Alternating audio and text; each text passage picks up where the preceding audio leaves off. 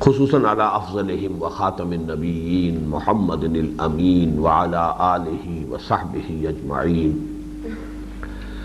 اما بعد فاعوذ باللہ من الشیطان الرجیم بسم اللہ الرحمن الرحیم رب اشرح لی صدری ویسر لی امری واحلل عقدۃ من لسانی یفقہوا قولی آمین یا رب العالمین۔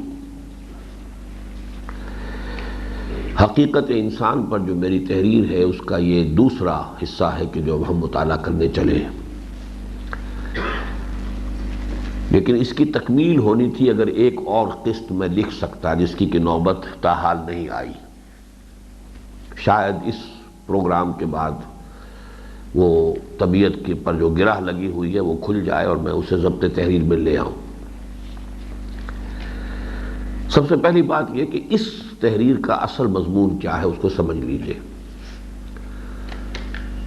دیکھیے، جہاں تک اللہ کی ہستی کا تعلق ہے، دنیا میں کوئی باشعور انسان آج تک ایسا نہیں گزرا جو اس کا منکر محض ہو۔ کوئی حقیقت کبریٰ، کوئی ابتدائی حقیقت، یہ ساری کثرت جو ہے لازماً کسی وحدت پر منتج ہوگی۔ اب اس کو نام آپ نے کیا دیے؟ کسی نے اس کو کہا دی ایبسولوٹ بینگ، وجود مطلق، کہیں کسی نے کہا دی فرسٹ انٹلیکٹ، عقل اول، جو بھی آپ کہیں نام اسے دینا ہوگا۔ یعنی سارا مسئلہ صفات کا ہوتا ہے۔ کوئی ایک ہستی، کوئی ایک وجود، وجود مطلق کہیں، کوئی تو ہے ایک کہ جس سے پھر یہ سارا سلسلہ چلا ہے۔ لیکن اس وجود مطلق سے، جس کے لیے کہ فلسفے میں واجب الوجود اور پھر ممکن الوجود، وجود کو دو قسموں میں تقسیم کیا گیا، وہ واجب الوجود ہے، اس کا وجود تو واجب ہے، لازم ہے، دی نیسیسری بینگ، ہو ہی نہیں سکتا کہ اس کا وجود نہ ہو۔ باقی جو ممکن ہے، یہ باقی کنٹینجنٹ بینگز ہیں، یہ سب جو ہے ان کا ہونا بھی ممکن ہے، نہ ہونا بھی ممکن ہے، عدم بھی ہے اور اس کا وجود بھی ہے۔ ایک وقت میں وجود نہیں تھا، عدم تھا، پھر وجود ہو گیا، لیکن وہ ہستی ہمیشہ سے ہے، وہ واجب الوجود ہے۔ تو یہاں سے میں نے بات شروع کی ہے کہ یہ تو سب جانتے ہیں، یہ سب سے مراد وہی ہے کہ جو اس ہستی کو اللہ کے نام سے جانتے ہیں۔ یہ تو سب جانتے ہیں کہ صرف ذات باری تعالی واجب الوجود اور قدیم ہے۔ یہ پھر ایک فلسفے کی اصطلاح ہے، قدیم، ہمیشہ سے ہے۔ ایک وہ ہستی ہے کہ جو پہلے نہیں تھی بعد میں ہو گئی، ایک وجود وہ ہے، اس کو حادث کہتے ہیں۔ تو اللہ کی ذات واجب الوجود اور قدیم، جبکہ کل کون و مکان اور انسان سمیت جملہ مخلوقات و موجودات ممکن اور حادث ہے۔ یہ فرق تو آپ نے اپنے ذہن میں رکھا۔ اب سوال کیا ہے، اصل پرابلم کیا ہے؟ اصل مسئلہ یہ ہے کہ وجوب سے امکان اور قدم سے حدوث کا سفر کیسے اور کن مراحل میں سے گزر کر طے ہوا۔ یہ واجب الوجود سے یہ ممکن الوجود کیسے وجود میں آیا؟ اس کی کوئی سٹیجز ہیں، اس کے کوئی مراحل ہیں، اس کے کوئی مراتب ہیں۔ ذات قدیم سے یہ کائنات حادث کیسے وجود میں آئی؟ یہ اس کے جز کا حصہ، اس کا جز ہے، اسی کا ایک حصہ ہے کہ جس نے یہ شکل اختیار کی، یا یہ کہ خود اسی نے یہ صورت اختیار کر لی۔ جیسے کہ مثال میرے دروس میں آپ نے دیکھا ہوگا کہ تخلیق کا بھی ایک تصور یہ ہے کہ لکڑی تھی اور اس سے بڑھئی نے میز بنا دی، کرسی بنا دی، لکڑی پہلے سے تھی۔ جو لوگ اس طریقے سے تصور رکھتے ہیں وہ بھی دو قدیم کے قائل ہو گئے کہ قدیم وہ کارپینٹر کا وجود بھی قدیم ہے، پہلے سے ہے، کرسی سے اور میز سے، اور لکڑی بھی پہلے سے موجود ہے۔ یہ سنویت کہلاتی ہے، ڈوئلزم ہے کہ مادہ بھی قدیم ہے، ہمیشہ سے تھا، اور خدا بھی قدیم ہے، ہمیشہ سے تھا۔ اب خدا نے مادے سے یہ صورتیں بنا دی، لکڑی بنا دی، میز بنا دی، سورج بنا دیا، چاند بنا دیا، یہ سارا جو ہے بنایا، مادہ پہلے سے ہے۔ ایک شکل یہ ہے کہ انہوں نے یہ کہا کہ خدا ہی نے اس کائنات کی صورت اختیار کر لی، برف پگھل کر پانی بن گیا۔ پانی ہی نے شکل بدلی اور وہ بھاپ بن گئی. تو وہی پانی، وہی برف، وہی بھاپ، یہ وہ پینتھیزم کا تصور ہے. لیکن ظاہر بات ہے کہ اسلام ان دونوں کی نفی کرتا ہے. دو قدیم ہو ہی نہیں سکتے، قدیم ذات صرف اللہ کی ہے، مادہ بھی مخلوق ہے، حادث ہے. تو پھر یہ کیسے اس قدیم کی ذات سے کیسے یہ مادہ وجود میں آیا ہے؟ اس کی کیا صورت کیا ہے؟ اس کے کیا مراتب ہیں، کیا مراحل ہیں؟ ان میں ایک لفظ استعمال ہوا ہے ہمارے صوفیہ کے ہاں، تنزلات، اور تنزلات ستہ، 6 درجے ہیں تنزل کے. تنزل باب تفاعل ہے. باب تفاعل میں جو مصدر آتے ہیں وہ لازم ہوتے ہیں، کسی اور کو نہیں. تنزیل ہوگا کسی اور شے کو اتارنا، تنزیل قرآن کی تنزیل ہوئی. تنزل خود اترنا، تنزل میں وہ لازم ہے فعل اور وہ خود اترنا. تو تنزلات ستہ،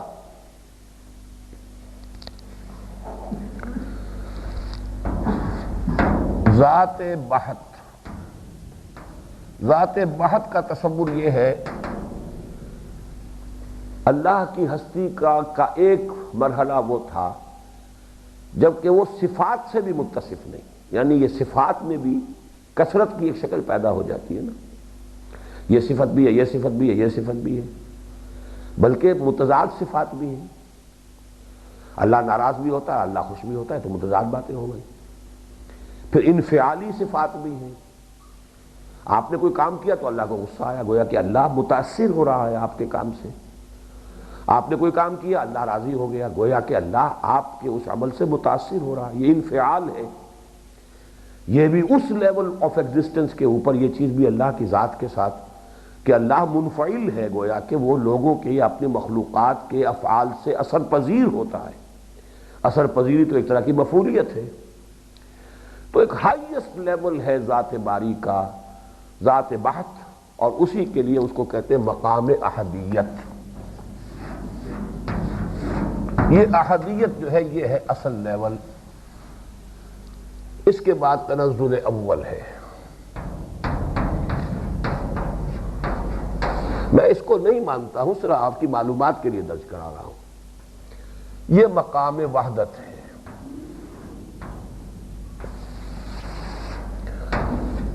پھر تنزل ثانی ہے، یہ مقام واحدیت ہے. اب اس کے لیے کیا دلیل ہے؟ کوئی دلیل ولیل کسی کے پاس نہیں، نہ قرآن سے، نہ عقل سے، نہ، لیکن یہ کہ بہرحال کچھ تو کرے نا. They have to fill the gap. قدیم سے حادث تک یہ مراحل، کچھ مرحلے تو ہوں گے نا. تنزل ثالث،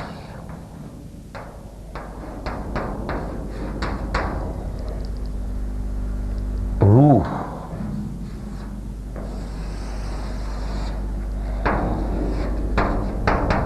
تنزل رابع،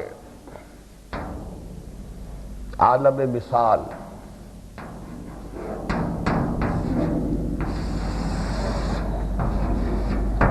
تنزل خامس،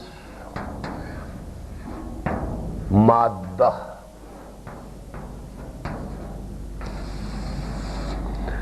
تنزل سادس، انسان.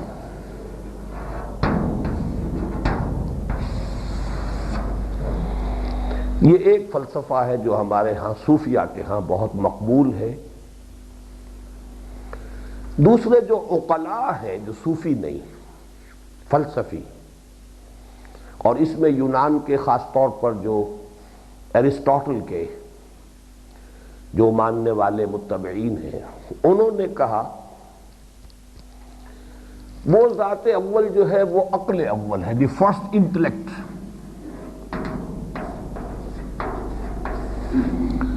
عقل اول سے دو چیزیں وجود میں آئی،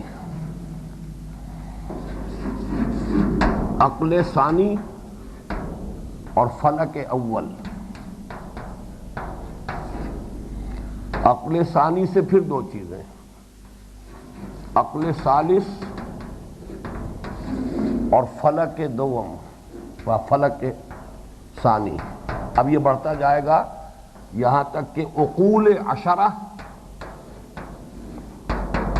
اور افلاک 9 افلاک، یہ ان کا ایک فلسفہ ہے. میں 9 سپہر کو نہیں لاتا نگاہ میں، یہ در حقیقت یہ پوری وجود کا اس طریقے سے تنزل ہوتا چلا گیا ہے. اس کے لیے بھی کوئی دلیل کوئی موجود نہیں، کتاب و سنت سے اس کا کوئی تعلق نہیں. ویسے بھی اس کے لیے کوئی سائنس کی کوئی بنیاد نہیں. لیکن یہ کس دور کی باتیں ہیں جبکہ سائنس ابھی تھی ہی نہیں. آج کے دور کا معاملہ بڑا مختلف ہو گیا ہے. آج آپ کے پاس اس کائنات کے بہت سے حقائق کی معلومات کا ایک انبار. آج سے 2500 برس پہلے کے تصور کے یہ سائنس کا تو وجود ہی ابھی نہیں. لیکن عقل کی ایک پیاس ہے کہ وہ سمجھنا چاہتی ہے اس کائنات کو، گتھے کو سلجھانا چاہتی ہے. اس عقل نے ایک کو تو مان لیا واجب الوجود، ایک تو ہے، کوئی تو ہے. دور بینان بارگاہ الف جو رضی پہ نہ برداند کے ہست، ایک تو ہے. وہ ایک سے اس سے یہ سارا جو سلسلہ ہے تنزلات کہہ لیں یا عقول عشرہ اور افلاک، یہ کچھ انہوں نے اپنے ہی وہ بس جو بھی کہیے جو بھی سمجھ میں آیا ہے کسی طریقے سے اس پورے کے پورے فل ان دی بلینکس، وہ سارا جو خلا ہے اسے پر کیا ہے.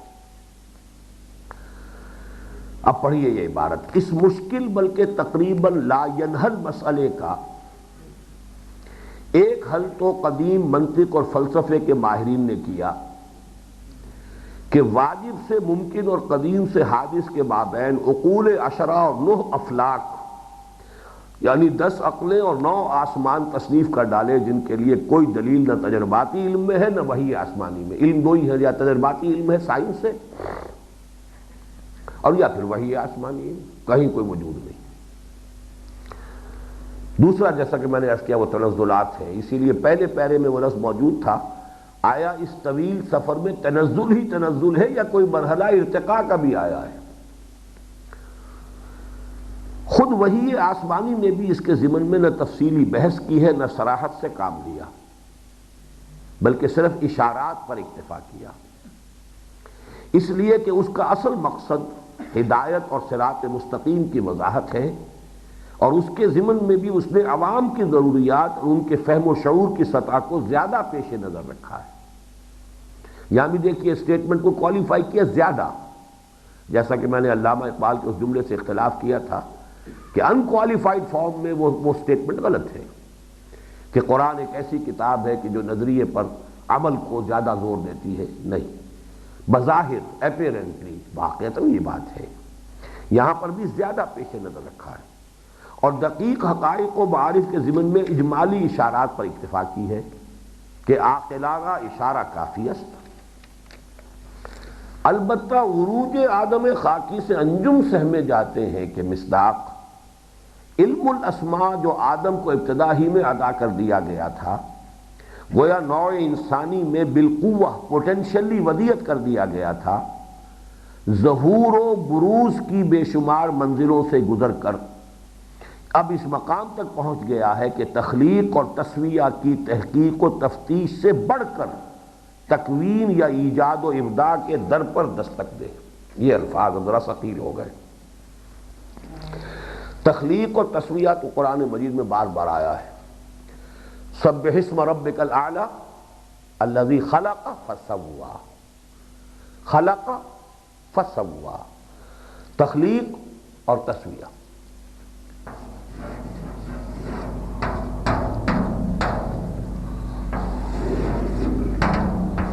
اس پر تو تقریباً اجماع ہے کہ ان کے مابین جو رشتہ ہے اور نسبت ہے وہ یہ ہے کہ کسی چیز کا حیولہ بنا دینا یہ تخلیق ہے، اور اس کی پھر آرائش، زیبائش، فنیشنگ ٹچز، نوک پلک سنوارنا یہ تسویہ ہے.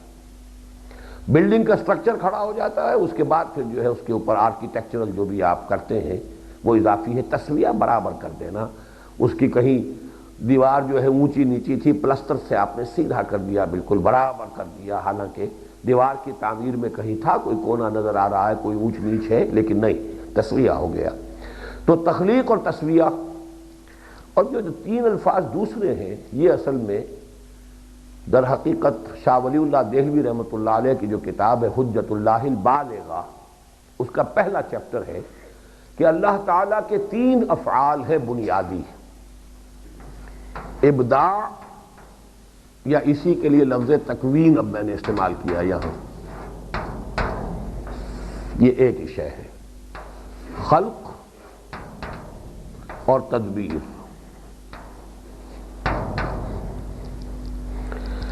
ابداع ہے جسے انگریزی میں کہتے ہیں کریشن ایکس نہیلو، عدم محض سے کوئی چیز پیدا کرنا۔ there was nothing، اس نے کسی شے کی تکوین کی ہے۔ یہ تکوین کا لفظ ابھی آگے آگے واضح ہو جائے گا، کن فیکون، یہ تکوین ہے، وجود بخشنا۔ اسی کے لیے تیسرا لفظ ہے ایجاد۔ یہ تینوں ایک ہی چیز ہے۔ ایجاد، ایجاد بھی کسی ایسی شے کی ہوتی ہے جو پہلے نہیں تھی۔ ابداع، اسی سے لفظ بدعت بنا ہے، بدعت وہ شے ہے جو شریعت کے اندر نہیں تھی، آپ نے خامخواہ نئی چیز پیدا کر دی۔ تو تکوین، ابداع، شاہ صاحب نے صرف ایک لفظ استعمال کیا، ابداع۔ بدیع السماوات والارض، آسمانوں اور زمین کو اس نے پیدا کیا ہے عدم محض سے۔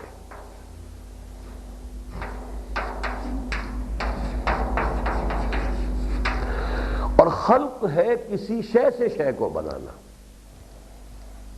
یہ اللہ کا دوسرا فعل ہے۔ تخلیق میں اسی وجہ سے آپ دیکھتے ہیں کہ من ساتھ آ جاتا ہے، خلق الانسان من صلصال کالفخار، تو وہ مٹی تو پہلے سے تھی جس سے انسان کو بنایا، مٹی سے انسان بنایا۔ وَخَلَقَ الْجَانَّ مِن مَّارِجٍ مِّن نَّارٍ، آگ کی لو سے، لپٹ سے، لو سے اس نے جنات کی تخلیق کی۔ تو مادہ تخلیق پہلے ہے، تو خلق ہے کسی ایک شے سے دوسری شے بنانا، ابداع یا ایجاد یا تکوین ہے عدم محض سے کسی شے کی ایجاد کر دینا، ابداع کر دینا، تکوین کر دینا۔ تیسرا عمل اللہ کا جو ہے وہ تدبیر ہے، یدبر الامر۔ اب ان تمام چیزوں میں اس کا ایک مشیت، اس کی ایک حکمت ہے، اس کے الٹ پھیر ہو رہا ہے، ان چیزوں کے تدبیر ہو رہی ہے، اللہ کی کوئی حکمت پوری ہو رہی ہے، کوئی اس کے یدبر الامر من السماء الى الارض ثم يعرج الیہ فی یوم کان مقدارہ الف سنۃ مما تعدون، یہ تدبیر امر ہے۔ تو یہ تین الفاظ جو ہیں یہ شاہ ولی اللہ نے، تو میں نے جو بات کہی ہے نوٹ کیجئے کہ اصل میں سائنس اب اس حد تک پہنچ گئی ہے کہ فلسفے اور سائنس کا فاصلہ بہت کم ہو گیا، لیکن سائنس کی معلومات اس درجے چلی گئی ہے کہ اب وہ جو فلسفیانہ مسائل تھے، اب انسان اب تھیوریز آف کریشن پر گفتگو ہو رہی ہے، جبکہ پہلے فلسفہ افلاطون ہو چاہے ارسطاٹل ہو چاہے کوئی ہو، اس کے زمانے میں کوئی معلومات تھی نہیں سرے سے، وہ سب وہ اپنے دماغی تیر تکے لگا رہے تھے، جو بھی ان کی منطق تھی اس منطق کو جتنا بھی اپلائی کر سکتے تھے وہ سارے کے سارے گروپنگ ان دی ڈارکنیس۔ لیکن آج آپ کے پاس اس سائنس نے اتنا مواد دے دیا ہے جس کی چند مثالیں اب آپ کو معلوم ہے، بگ بینگ۔ آج سائنس یہاں پہنچ گئی ہے کہ this universe has a beginning. اس سے پہلے عام طور پر سائنس کے میدان میں جو 19th سینچری ریشنلزم ہے وہ یہ تھا کائنات ہمیشہ سے اور ہمیشہ جاری رہے گی، it has no beginning no end, matter is indestructible. آج ہمیں معلوم ہے کہ نہیں، اٹ ہیز اے بگننگ، اور یہ بھی ساتھ ہی معلوم ہے کہ it is going to end, چاہے ابھی اس کے لیے جو بھی حساب وہ بتاتے ہیں وہ millions and billions of years ابھی رہتے ہوں، لیکن بہرحال یہ اصولی طور پر بات آ گئی ہے کہ it is going to and.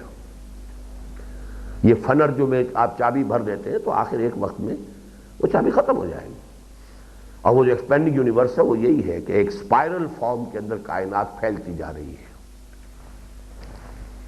لیکن یہ کہ ایک وقت میں آ کر ریباؤنڈ اس کا ہوگا، ریوائنڈنگ شروع ہو جائے گی، اور پھر یہ ہوتے ہوتے ہوتے ہوتے ایک نقطے کے اوپر آ جائے گی۔ جیسے کہ بہت سی گیلیکسیز ہو چکی ہیں، بہت سی گیلیکسیز کی قیامت واقع ہو چکی ہے، بہت سی گیلیکسیز جو وہ بلیک ہولز کے نام سے صرف جو ایسٹرونومرز ہیں اس کا مشاہدہ کرتے ہیں، بلیک ہولز ہیں۔ یہاں پہ یہ در حقیقت ان گیلیکسیز کے وہ ریوائنڈ ہو جانے کے بعد جو ہے وہ ریورس ڈائریکشن میں وہ صرف ایک جو ہے وہ خلا سا رہ گیا ہے تھوڑا سا، اور وہ اتنا زبردست ہے کہ کوئی بھی بڑے سے بڑا ستارہ اس کے پاس سے گزر جائے کھینچ لے گا اس کو اور اس کو بھی معدوم کر دے گا۔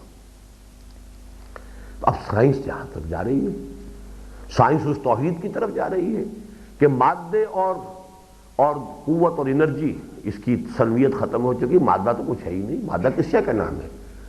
یہ سب الیکٹرک کرنٹس ہیں، یہ پروٹونز ہیں، نیوٹرونز ہیں، یہی تو میٹر ہے نا، ہے کیا؟ الیکٹرک جو ہے کرنٹس ہیں، پازیٹیو اور نیگیٹو۔ پھر یہ کہ وہ فورسز کو بھی اب گنتے گنتے پہلے 4 بنیادی سمجھی جاتی تھی، انرجی کی 4 فارم، اس کے بعد 3 ہوئی، اب 2.5 رہ گئی، اور وہ 3 سے 2.5 کرنے میں ہمارا وہ جو قادیانی ہے ڈاکٹر عبدالسلام، وہ بھی نوبل پرائز ونرز کے اندر شامل ہے۔ ہوتے ہوتے یہ ایک اشارہ رہ جائے گی، تو توحید کی طرف خود مادہ اور مادیت جو ہے وہ جو سفر کر رہی ہے قدم بقدم وحدت کی طرف، کثرت جو ہے خود بخود وحدت کے اندر وہ جو ہے وہ اس سے پہلے یہ کہ عناصر تھے، پھر وہ ایلیمنٹس ہوئے، ایلیمنٹس کے اندر معلوم ہوا سب میں یہ تو نیوٹرونز، پروٹونز، الیکٹرونز ہی ہیں، چلتے جائیے اب فوٹونز کا تصور ہے، بہت چھوٹے ذرات، بہت چھوٹے، یہ الیکٹرونز تو اس کے مقابلے میں بہت بڑے بڑے۔ تو یہ جو ساری سائنس کی جو اب ہمارے پاس معلومات ہیں، اس سے واقعہ یہ ہے کہ فزیکل سائنسز اور یہ جو فلسفے کے بنیادی کویسچنز تھے ان کے درمیان اب گیپ کم سے کم ہوتا چلا جا رہا ہے، لہذا آج ہم زیادہ اس پوزیشن میں ہیں کہ وحی آسمانی کی تعبیرات زیادہ صحیح اور زیادہ مطابق حال و مطابق واقعہ کر سکیں۔ یہ تو ہوئی اس کی تمہید۔ اب در حقیقت 4 بنیادی الفاظ کو آج آپ نے سمجھنا ہے جو قرآن مجید کی اصطلاحات ہیں اور کس طرح وہ ایک دوسرے کے ساتھ نہایت مربوط ہیں۔ سب سے پہلے کن فیکون، وحی آسمانی تکوین یا ایجاد و ابداع کی اساس اللہ تعالیٰ کے کلمہ کن کو قرار دیتی ہے بفاوائے آیات قرآنیہ۔ وَإِذَا قَضَىٰ أَمْرًا فَإِنَّمَا يَقُولُ لَهُ كُن فَيَكُونُ۔ یہ جو ہمارے آج صبح کے بھی اس مطالعے میں الفاظ آ گئے تھے، 2 عالم، عالم امر اور عالم خلق۔ عالم امر عالم تکوین ہے، عالم خلق یہ دوسرا درجہ ہے۔ قرآن مجید میں آپ کو ایک عجیب حقیقت نظر آئے گی، تکوین میں کوئی ٹائم ایلیمنٹ نہیں ہے، کن فیکون، نو ٹائم ایلیمنٹ، جبکہ خلق میں لازماً ٹائم ایلیمنٹ ہے۔ خلق السماوات والارض فی 6 ایام، اور وہ ایام کون سے ہیں؟ وہ تمہارے 24 گھنٹے کے سال یہ دن نہیں ہے، تو خلق کے اندر لازماً ٹائم ایلیمنٹ ہے۔ اب ہم ذرا عالم امر سے مختلف گفتگو کر رہے ہیں۔ وہی آسمانی تکوین یا ایجاد و ابداع کی اساس اللہ تعالیٰ کے کلمہ کن کو قرار دیتی ہے بفاوائے آیات قرآنیہ۔ سورہ بقرہ کی آیت نمبر 117، وَإِذَا قَضَىٰ أَمْرًا فَإِنَّمَا يَقُولُ لَهُ كُن فَيَكُونُ۔ سورہ آل عمران کی آیت نمبر 47، وَإِذَا قَضَىٰ أَمْرًا فَإِنَّمَا يَقُولُ لَهُ كُن فَيَكُونُ۔ ان دونوں آیتوں میں کیا فرق ہے؟ ایک میں واہ ہے، ایک میں نہیں ہے، باقی بعین ہی وہی الفاظ۔ تیسری آیت سبحانہ اذا قضى امرا فانما يقول له كن فيكون، پھر وہی الفاظ۔ فاذا، اب یہاں فا سے شروع ہو گئی، فاذا قضى امرا فانما يقول له كن فيكون۔ یہ چاروں آیات تو تقریباً ہم معنی ہیں، اور ان سب کا حاصل یہ ہے کہ اللہ تعالیٰ جب کسی بات کا فیصلہ کر لیتا ہے تو اس کے سامنے اس کا بس یہ کہنا کفایت کرتا ہے کہ کن، اور وہ ہو جاتی ہے۔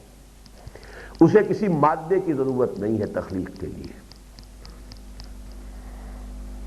اور اس کی تخلیق میں اس کی اس مرحلے تخلیق، لفظ تخلیق کو ایک جنرل ٹرم کی حیثیت سے، جنرک ٹرم کی حیثیت سے یہاں بھی ہم استعمال کر سکتے ہیں، لیکن یہ جو ابداع والی تخلیق ہے یا تکوین والی تخلیق ہے، اس میں کوئی ٹائم ایلیمنٹ نہیں ہے، انسٹنٹینیس، کن فیکون۔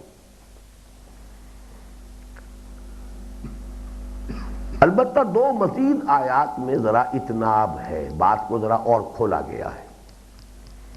سورۃ النحل کی آیت نمبر 40، انما قولنا لشیء اذا اردناہ ان نقول لہ کن فیکون۔ ہمارا تو کہنا کسی شے کے لیے کہ جب ہم اس کا ارادہ کر لیتے ہیں تو بس یہ کافی ہے کہ کن، اور وہ ہو جاتی ہے۔ We need no matter،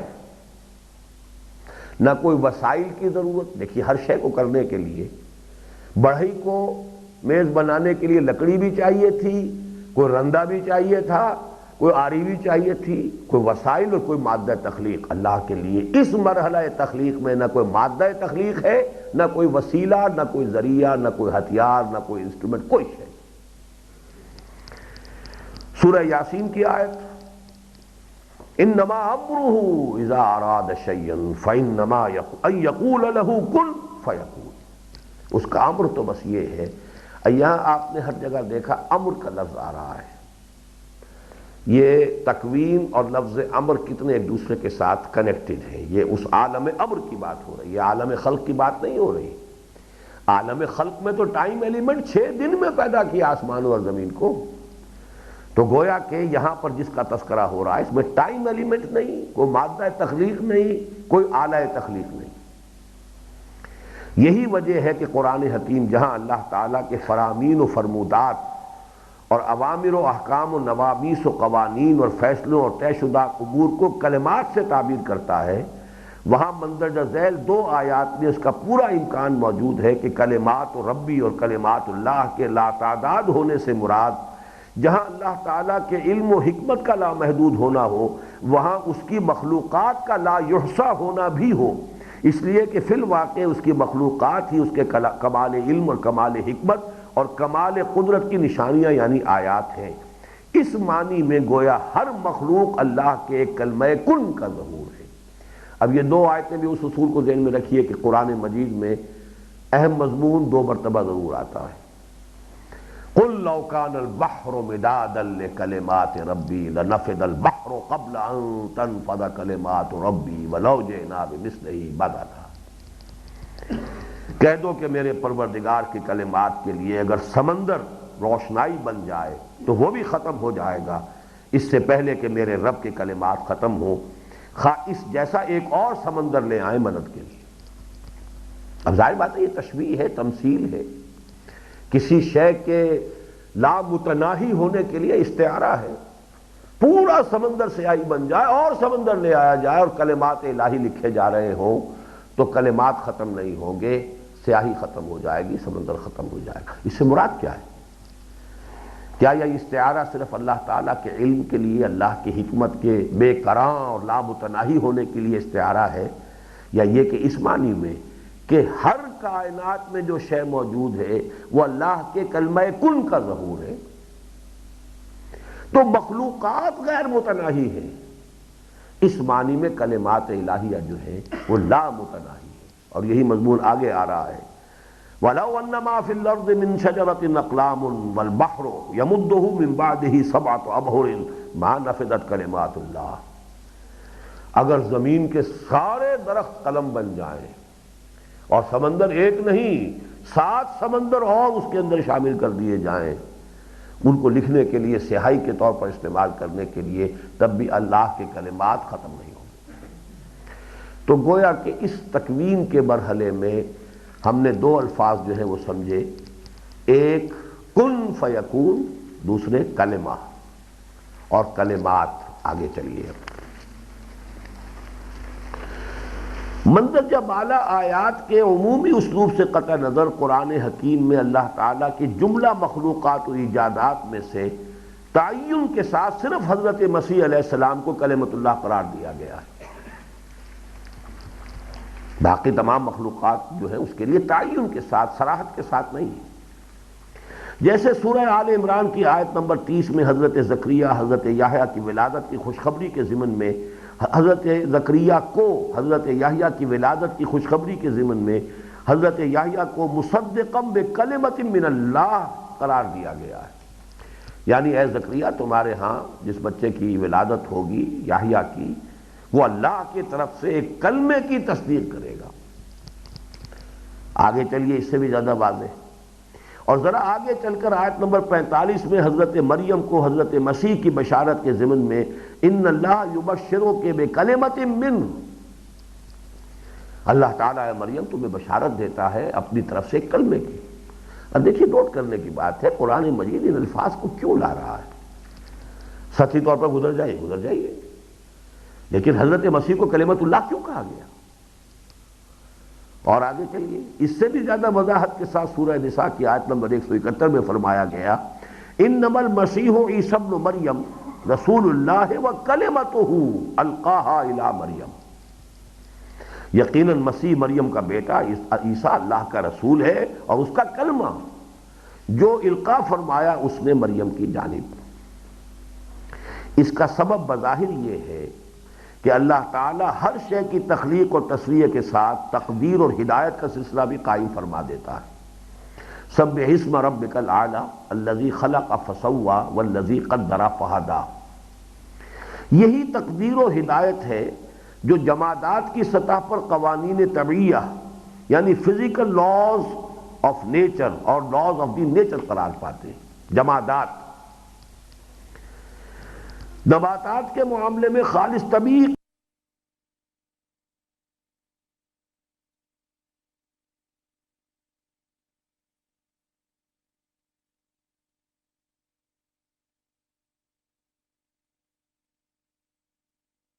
من اللہ تعالیٰ اے مریم تمہیں بشارت دیتا ہے اپنی طرف سے ایک کلمے کی۔ اب دیکھیے نوٹ کرنے کی بات ہے، قرآن مجید ان الفاظ کو کیوں لا رہا ہے؟ سطحی طور پر گزر جائیے، لیکن حضرت مسیح کو کلمۃ اللہ کیوں کہا گیا؟ اور آگے چلیے اس سے بھی زیادہ وضاحت کے ساتھ سورہ نساء کی آیت نمبر 171 میں فرمایا گیا انما المسیح عیسی ابن مریم رسول اللہ وکلمتہ القاها الی مریم، یقیناً مسیح مریم کا بیٹا عیسیٰ اللہ کا رسول ہے اور اس کا کلمہ جو القاء فرمایا اس نے مریم کی جانب۔ اس کا سبب بظاہر یہ ہے کہ اللہ تعالیٰ ہر شے کی تخلیق اور تصویر کے ساتھ تقدیر اور ہدایت کا سلسلہ بھی قائم فرما دیتا ہے۔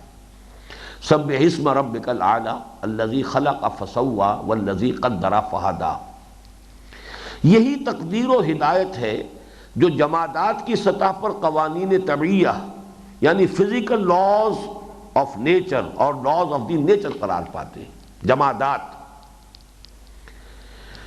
نباتات کے معاملے میں خالص طبیعی قوانین پر حیاتیاتی قوانین بایولوجیکل لاز کا اضافہ ہو جاتا ہے۔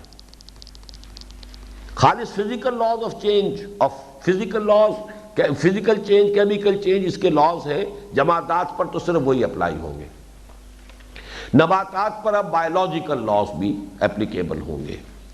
مزید آگے چل کر حیوانات کے ضمن میں ان دونوں اقسام کے قوانین پر جبلی قوانین انسٹنکٹس کا اضافہ ہو جاتا ہے۔ ہر حیوان کی ایک جبلت ہے اور انسان کے معاملے میں ان تینوں پر اضافہ ہوتا ہے استدلالی قوانین کا، رولز آف لاجک کا، جس سے بالا تر سطح پر صرف وحی ربانی کی ہے۔ تو جملہ مخلوقات کے معاملے میں جہاں تک معاملہ ان قوانین کے تحت چلتا رہتا ہے، اللہ کے کسی اضافی امر کن کی ضرورت نہیں ہوتی۔ پانی میں اللہ نے ایک وصف رکھا ہے، فزیکل لا ہے، جب تک کہ وہ اس وصف کے مطابق چلتا ہے کسی اور کن کی ضرورت نہیں۔ لیکن جہاں اس فزیکل لاز کو بریک کرنا ہے، جہاں توڑنا ہے، یا جہاں سلسلہ اسباب و علل کی کوئی کڑی درمیان میں وانٹنگ ہے، مس ہے، وہاں اللہ کا ایک کلمہ کن یہ در حقیقت مزید درکار ہوگا اس سلسلہ اسباب و علل کی اس کڑی کو پر کرنے کے لیے۔ اس خلا کو پر کرنے کے لیے۔ لیکن جہاں ان میں کوئی تبدیلی مطلوب ہو، یعنی عمومی سلسلہ اسباب و نتائج، کاز اینڈ ایفیکٹس یا عادی قانون کو توڑ کر اللہ اپنی کسی مشیت خصوصی کو ظاہر فرمانا چاہتا ہے، تب وہ حکم دیتا ہے یا نارو کونی بردن و سلاما علی ابراہیم۔ اگر جلانا ہی ہوتا تو کچھ کہنے کی ضرورت ہے ہی نہیں، اس لیے کہ جلانا تو اس کی صفت ہے جو اس کے اندر بدیت شدہ ہے۔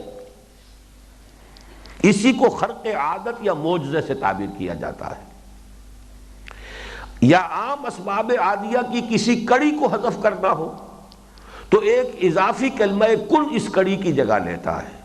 چنانچہ یہ ہے وہ صورت جو حضرت عیسیٰ کے معاملے میں پیش آئی کہ انسانی سلسلہ تناسل جو عام طبی اور حیاتیاتی قوانین کے مطابق مرد اور عورت کے نطفہ امشاج سے شروع ہوتا ہے، آن جناب کے معاملے میں اس قدر بدل گیا کہ آپ کی پیدائش بن باپ کے ہوئی، گویا ایک کڑی حذف ہو گئی اور اللہ کے کلمہ کن نے اس کڑی کی جگہ لے لی۔ یہی وجہ ہے کہ وہ کلمۃ من اللہ یا کلمۃ من ہو یا کلمہ قرار پائے۔ یہ توجیہ ہے حضرت عیسیٰ علیہ السلام کو کلمہ قرار دینے کی، کہ یہاں جو بھی تناسل کا ایک قاعدی قانون تھا اللہ کا، اس کے اندر سے ایک کڑی جو تھی، ایک لنک اس میں سے مسنگ تھا، جس کے لیے اللہ کا لفظ کن، کلمۃ القاہا الی مریم، یہ اللہ تعالیٰ کی طرف سے ایک خاص کلمے کا ظہور ہے۔ یہ بات متکلمین کے نزدیک متفق علیہ ہے۔ اب یہاں آئیے، کل کائنات اللہ کے کلمہ کن کا ظہور ہے۔ ابھی اس کی کڑیوں کی طرف ہم نہیں جا رہے، وہ کڑیاں بعد میں آئیں گی، لیکن یہ بات متکلمین کے نزدیک متفق علیہ ہے کہ کلام متکلم کی صفت ہوتا ہے، اور کلام تو ایک ایسی صفت ہے کہ جس میں متکلم کی جملہ صفات کا عکس ہوتا ہے، باقی صفات علیحدہ علیحدہ ہوں گی، لیکن ایک متکلم کی پوری شخصیت کا اگر عکس ہے تو اس کے کلام میں ہے۔ اسی بنا پر علامہ اقبال نے قرآن کو مثل حق قرار دیا ہے۔ مثل حق پنہاؤ ہم پیداستو، زندہ و پائندہ و گویاستو۔ اور صفات باری تعالیٰ کے بارے میں یہ بات بھی بدیہی اور متفق علیہ ہے کہ وہ ذات خداوندی کے مانند اطلاقی شان کی حامل ہے، مطلق ہے۔ اللہ کی ہر صفت مطلق ہے، اس کی ذات بھی ایبسولوٹ، مطلق، لا متناہی، غیر محدود، اور اس کی صفات بھی تمام صفات لا متناہی، غیر محدود اور مطلق ہے۔ رہی ذات اور صفات کی باہمی نسبت، یعنی علامہ اقبال کے اس مسئلے کے مطابق کہ ہے صفات ذات حق حق سے جدا یا عین ذات، تو اس تقریباً لا ینحل مسئلے کا حل بھی لا عین ولا غیر کے سوا اور کوئی نہیں، خواہ یہ بظاہر کتنا ہی مومن نظر آئے۔ اب اس بحث میں نہیں جاؤں گا، یہ متکلمین کا متفق علیہ بات ہے۔ ہم صفات کو نہ اللہ کا غیر کہہ سکتے نہ عین کہہ سکتے، لا غیر ولا عین۔ اب نوٹ کیجئے جو جملہ جو موٹے الفاظ میں لکھا گیا ہے، لہذا ذات باری تعالی کا وہ کلمہ کن بھی جو موجودہ کون و مکان کے کل سلسلہ تکوین و تخلیق کا نقطہ آغاز بنا، ابتدا میں لازماً مطلق، لا محدود اور کیف و کم کے جملہ تصورات سے ماورا تھا، البتہ اسی کلمہ کن نے تنزلات کی منزلیں طے کرنی شروع کیں، جن کے ذریعے وجوب سے امکان اور قدم سے حدوث کی جانب جو سفر شروع ہوا۔ یعنی یہاں تک میں نے اختلاف جو کیا ہے ان سے صوفیہ سے، ذات باری کا تنزل نہیں ہے، یہ تنزلات جو بھی ہے اللہ کے امر کن کے ہیں، کلام ربانی کا تنزل ہے جو شروع ہوا ہے۔ ذات باری جو ہے وہ تنزلات سے ماورا ہے۔ ذات باری کا خود تنزلات کے مراحل طے کرنا یہ در حقیقت بہت بڑی گمراہی کا تصور ہے۔ اصل میں اللہ کا امر کن ہے، اس امر کن نے جو صورت اختیار کی ہے اس کے تنزلات ہیں، جس کے مراحل میں بیان کروں گا۔ میں نے جدید سائنس کے حوالے سے وہ تنزلات کو مرتب کیا ہے، یعنی میں نے جو آپ کے سامنے نقشہ کھینچا تھا اس میں سے جو تو فلاسفہ کا ہے، عقول عشرہ اور افلاک تاسعہ، وہ تو میرے نزدیک سرے سے سوائے یعنی محمل بات کے اور بے تکی بات کے، عقل اور منطق کسی شے میں کوئی دلیل۔ تنزلات والی بات میں وزن ہے، دو فرق کے ساتھ۔ کہ یہ صرف تنزل نہیں ہے، ایک مرحلے پر ارتقا بھی شروع ہوا ہے، وہ میں بعد میں تفصیل سے بیان کروں گا۔ لیکن دوسرے یہ کہ یہ ذات باری کا تنزل نہیں ہے، معاذ اللہ ثم معاذ اللہ، یہ در حقیقت اس کا کلمہ کن ہے۔ اس کلمہ کن نے جو شکل اختیار کی ہے یہ اس کا تنزل ہے، اس کی کنڈنسیشن ہے، اسی کے اندر اس لطافت سے کثافت کا ایک سفر ہے جو طے ہوا ہے۔ اس کے میرے اپنے مراحل اور ہیں جو جدید سائنسی اکتشافات کے ساتھ مطابقت رکھتے ہیں۔ جیسا کہ میں نے عرض کیا تھا، ابھی سائنس نے ان دروازوں پر بھی جا کر دستک دی ہے، اب وہ معلومات کا اتنا کچھ خزانہ ہمارے پاس ہے کہ اس کے حوالے سے ہم ان تمام چیزوں کے اندر جو گیپ تھا اسے فل کر سکتے ہیں۔ گویا تنزلات کی نسبت ذات باری تعالیٰ کی جانب نہیں، اس کلمہ کن کی جانب ہے۔ یہی وجہ ہے کہ امام ربانی حضرت مجدد الفسانی رحمۃ اللہ علیہ نے کل کون و مکان کو اور جملہ موجودات و مخلوقات کو اللہ تعالیٰ کے اسماء و صفات کے اضلال سے تعبیر کیا ہے، ذات باری کا نہیں، اللہ کے اسماء و صفات، اور اللہ کی صفت کلام بھی ہے، اور کلام در حقیقت وہ ہے کہ جس نے یہ ساری شکل اختیار کی۔ البتہ یہاں ایک اور مسئلہ ٹیڑھا ہے، کلام کیا مخلوق ہوتا ہے؟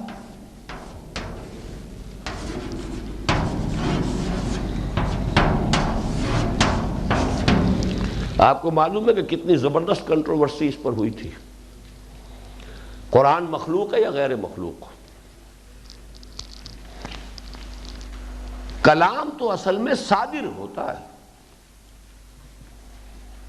میں اپنے کلام کا خالق نہیں ہوں، کلام میرے وجود سے صادر ہو رہا ہے۔ اب دیکھیے یہاں جو الفاظ میں استعمال کر رہا ہوں بات کو سمجھانے کے لیے، اس کو لٹرل سینس میں ذات باری تعالیٰ پر اپلائی نہ کر لیجیے گا، اس لیے کہ لٹرلی کوئی تشبیہ، کوئی تمثیل اللہ تعالیٰ کی ذات پر کسی درجے میں اپلیکیبل نہیں ہے، لیس کمثلہ شیء۔ لیکن اب سمجھانے کے لیے ہمارے پاس اور کوئی ذرائع نہیں ہے، تمثیل و تشبیہ۔ مثل نورہ کمشکاۃ فیہا مصباح، المصباح فی زجاجہ، الزجاجۃ کأنہا کوکب دری یوقد من شجرۃ مبارکۃ زیتونۃ لا شرقیۃ ولا غربیہ۔ کوئی نہ کوئی تمثیل تو لانی پڑے گی۔ دیکھیے اصل میں میری کوئی صلاحیت ہے، میرا کوئی فہم ہے، میری کوئی انرجی ہے، میرا کلام در حقیقت اس کا ظہور ہے، وہ مجھ سے صادر ہو رہا ہے۔ اس اعتبار سے اب تعلق جڑ جائے گا وحدت الوجود کے مسئلے سے۔ اگر کلام مخلوق نہیں ہے، صادر ہوتا ہے، تو اس اعتبار سے کہا، اور صفت جو ہے وہ نہ غیر ہے نہ عین ہے، تو یہ کائنات اللہ کی نہ عین ہے نہ غیر ہے، اس لیے کہ یہ اس کی ایک صفت ہے، اس کے کلام کا ظہور ہے، کلام اللہ کی صفت ہے۔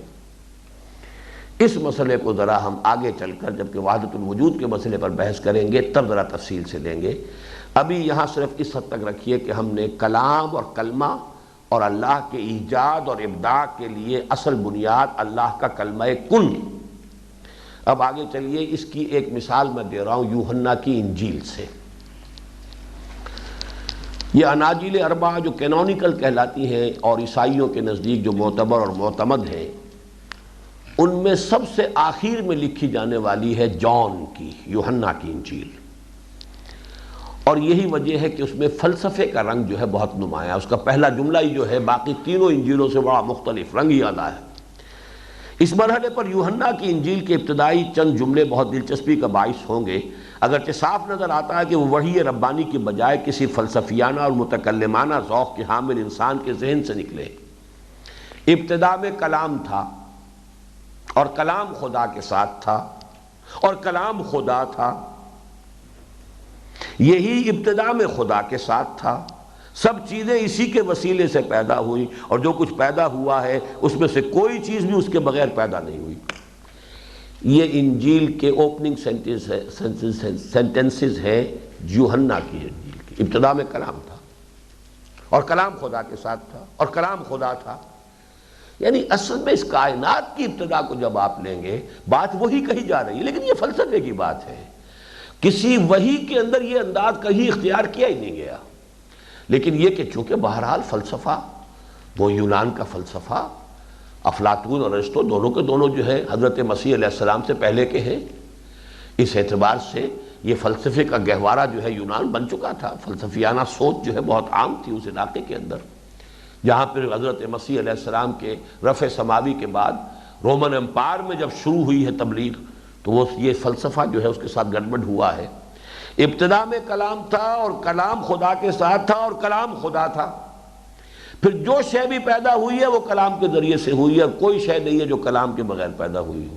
بات تو وہی ہے کہ کل کائنات قل لو کان البحر مدادا لکلمات ربی لنفد البحر قبل ان تنفد کلمات ربی ولو جئنا بمثلہ مددا۔ کل کائنات اللہ کے کلمہ کن کا ظہور ہے، اور ہر شے جو یہاں وجود میں آئی ہے اس میں اللہ کا کوئی ایک کلمہ کن جو ہے اس میں شامل ہے، تو گویا کہ جملہ مخلوقات جو ہیں اللہ کے کلمات ہیں۔ ورنہ وہ کلمات جو ہیں جو وحی کی شکل میں آئے ہیں ہمارے پاس، وہ تو اتنے نہیں ہیں کہ جن کے بارے میں یہ کہا جا سکے کہ ان کو لکھنے کے لیے 7 سمندر کی سیاہی بھی جو ہے وہ کم پڑ جائے۔ جتنی کتابیں بھی اللہ نے نازل فرمائی ہیں، جتنے صحیفے نازل فرمائے ہیں، اگر کلام الہی کو اور کلمات الہیہ کو صرف ان کے بارے میں سمجھا جائے تو وہ تو بہرحال اتنا نہیں ہے۔ تو یہ تو جملہ مخلوقات کا معاملہ ہے۔ اب آگے چلیے، قرآن حکیم کی اساسی اصطلاحات میں کلمے ہی کی طرح جامع اور گمبھیر اصطلاح امر کی بھی ہے، اور یہ کلمہ کن کے ساتھ ہمیشہ یہ لفظ امر آپ نے دیکھا، انما امرہ اذا اراد شیئا فانما یقول لہ کن فیکون، یہ امر ہے۔ بنیادی طور پر قرآن مجید کے چند نہایت کثیر الاستعمال الفاظ میں سے ہے، چنانچہ لفظ امر کہیں مسئلہ یا معاملہ، میرا امر تمہارا امر، یہ میرا معاملہ تمہارا مسئلہ، یہ مفہوم میں استعمال ہوتا ہے۔ کہیں یہ حکم یا فیصلے کا مفہوم ادا کرتا ہے، اس نے امر کیا، اس نے حکم دیا، اس نے فیصلہ کیا۔ کہیں اختیار اور قدرت کے معنی میں استعمال ہوتا ہے، اور کہیں اردو زبان کی کثیر المفہوم لفظ بات کے معنی میں آتا ہے، یہ اس کی بات ہے، یہ اس کا امر ہے۔ اور ان جملہ مفاہیم کے علاوہ اس کا ایک خاص اصطلاحی مفہوم بھی ہے، جس کے اعتبار سے یہ خلق کا مقابل یا کم از کم مغایر ہے۔ مغایر جو ایک دوسرے کی غیر ہوں، دو چیزیں ایک دوسرے سے جدا ہوں، مغایر یا مخالف۔ مخالف ہونا ایک اضافی بات ہے، مغایر ہونا ابتدائی درجہ ہے۔ دو چیزیں علیحدہ علیحدہ ہیں، ایک دوسرے کی غیر ہیں، ضروری نہیں کہ مخالف بھی ہوں، لیکن یہ کہ کم سے کم مغایر ہے، اور حقیقت میں اگر دیکھا جائے تو وہ مخالف ہے۔ چنانچہ سورہ اعراف کی آیت نمبر 54 میں جہاں واو عطف نے خلق اور امر کو اللہ کی ملکیت مطلقہ یا اختیار مطلق کے تحت جمع کر دیا ہے، وہاں ان دونوں کے مابین نسبت مغایرت بھی قائم ہے۔ الا لہ الخلق والامر تبارک اللہ رب العالمین، آگاہ ہو جاؤ کہ خلق اور امر دونوں اسی کے ہیں۔ تو بڑی بابرکت ہے وہ ذات جو تمام جہانوں کی رب ہے اور مالک ہے اور پروردگار ہے۔ اس امر کے بارے میں دو باتیں نہایت اہم اور لائق توجہ ہیں۔ ایک یہ کہ قرآن حکیم کی جن آیات میں کن فیکون کی تکوینی شان کا بیان ہوا ہے، ان سب میں بلا استثناء امر ہی کا لفظ آیا ہے۔ خلق کے ساتھ کہیں یہ معاملہ نہیں ہے کہ بس کن کہا ہو گیا۔ جہاں ہے آپ نے دیکھا 6-7 آیات ہم دیکھ چکے ہیں جہاں بھی آیا ہے امر کا معاملہ ہے، یعنی یہ انداز کسی ایک جگہ بھی نہیں ہے کہ اذا اردنا نخلق شیئا فانما نقول له کن فیکون، کہ جب ہم ارادہ کر لیتے ہیں کسی چیز کو خلق کرنے کا تو بس ہم کہتے ہیں کہ ہو جا وہ ہو جاتی۔ خلق کے ساتھ یہ کیفیت کہیں نہیں، امر کے ساتھ ہر جگہ پر یہی کیفیت، تو یہ کسی سبب کے بغیر تو نہیں ہے۔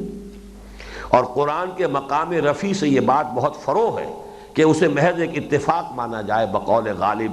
گنجینہ معنی کا طلسم اس کو سمجھیو، جو لفظ کے غالب میرے اشعار میں آوے، اور زیر ہر لفظ غالب کی نام میں خانہ ہے۔ دوسرے یہ کہ اس کا ایک نہایت گہرا اور قریبی تعلق لفظ روح کے ساتھ ہے۔ یہ 4 الفاظ ہمیں آج نوٹ کرنے ہیں، کن، امر، روح، نور۔ چنانچہ یہ دوسری طرف یہ کہ اس لفظ امر کا ایک بڑا گہرا تعلق اور قریبی رشتہ جو ہے وہ لفظ روح کے ساتھ ہے۔ بفوائے آیات قرآنی وَيَسْأَلُونَكَ عَنِ الرُّوحِ قُلِ الرُّوحُ مِنْ أَمْرِ رَبِّي، یہ نبی آپ سے پوچھتے ہیں یہ لوگ روح کے بارے میں، کہہ دیجئے روح میرے رب کا امر ہے۔ ينزل الملائکۃ بالروح من امرہ علی من یشاء من عبادہ، وہ نازل فرماتا ہے فرشتوں کو اپنے امر کی روح کے ساتھ اپنے بندوں میں سے جس پر چاہے۔ اب دیکھیے ایک لفظ وحی بھی آ سکتا تھا، ينزل الملائکۃ بالوحی علی من یشاء من عبادہ، بات ختم ہو گئی۔ فرشتے کیا چیز لاتے رہے؟ وحی۔ اب ہم اپنی گفتگو میں عام بول چال میں ہمیشہ ایک ہی لفظ استعمال کرتے ہیں، وحی۔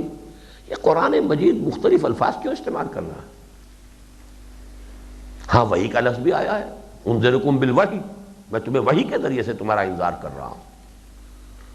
ما کان لبشر ان یکلمہ اللہ الا وحیا او من وراء حجاب، وحی کا لفظ بھی قرآن میں ہے، لیکن یہ جو لفظ آ رہا ہے روحا من امرنا، ينزل الملائکۃ بالروح من امرہ علی من یشاء من عبادہ، یلقی الروح من امرہ علی من یشاء من عبادہ، سورہ مومن۔ وَكَذَلِكَ أَوْحَيْنَا إِلَيْكَ رُوحًا مِّنْ أَمْرِنَا، سورۃ الشورى۔ کلمہ کن کا تعلق امر سے، جہاں امر کا معاملہ ہوگا شان کن فیکونی ہوگی، اسی کلمہ امر کا تعلق روح کے ساتھ۔ اب آگے چلیے، ان آیات مبارکہ میں سے دوسری اور تیسری آیات میں الروح من امرہ سے مراد بالاتفاق مطلقاً وحی نبوت ہے۔ چوتھی آیت میں معین طور پر وحی قرآنی کا ذکر ہے۔ پہلی آیت میں بھی بعض حضرات کے نزدیک مراد وحی قرآنی ہی ہے۔ میں نے آپ کو بتایا تھا، مولانا اصلاحی صاحب کی رائے بھی یہ ہے، یسألونک عن الروح قل الروح من امر ربی، تو وحی قرآنی ان کے نزدیک مراد ہے۔ لیکن جمہور کے نزدیک اس سے مراد روح انسانی ہے۔ بہرحال سر دست اصل قابل توجہ معاملہ روح اور امر کے مابین قریبی رشتے اور تعلق کا ہے۔ اب اگر قرآن حکیم میں لفظ روح کے دوسرے استعمالات و اطلاقات پر غور کیا جائے تو جو صورت سامنے آتی ہے وہ یہ ہے۔ 4 مقامات پر سورہ بقرہ کی آیت نمبر 87 اور 253، سورہ مائدہ کی آیت نمبر 110، سورۃ النحل کی آیت نمبر 102 پر روح القدس کے الفاظ وارد ہوئے، اور ایک مقام پر الشعراء آیت 193 میں الروح الامین کے الفاظ استعمال ہوئے۔ روح القدس کا ترجمہ کیا ہوگا؟ جی پاک روح، حالانکہ یہ مرکب اضافی کی شکل میں ہے، پاکی کی روح، جیسے دین الحق ہے مرکب اضافی، مراد ہے حق دین، سچا دین، تو مرکب توصیفی کبھی کبھی مرکب اضافی کی شکل میں آتا ہے کہ شکلاً نحوی قواعد کی روح سے لفظاً وہ مرکب اضافی ہے۔ دین الحق، حق کا دین، روح القدس یعنی پاکی کی روح، لیکن دین الحق سے بھی مراد سچا دین، اور یہاں پر پاکی کی روح سے مراد پاک روح، اور سب کے نزدیک ہے ان تمام مقامات پر مراد غالب اکثریت کے نزدیک حضرت جبرائیل ہے علیہ الصلوۃ والسلام۔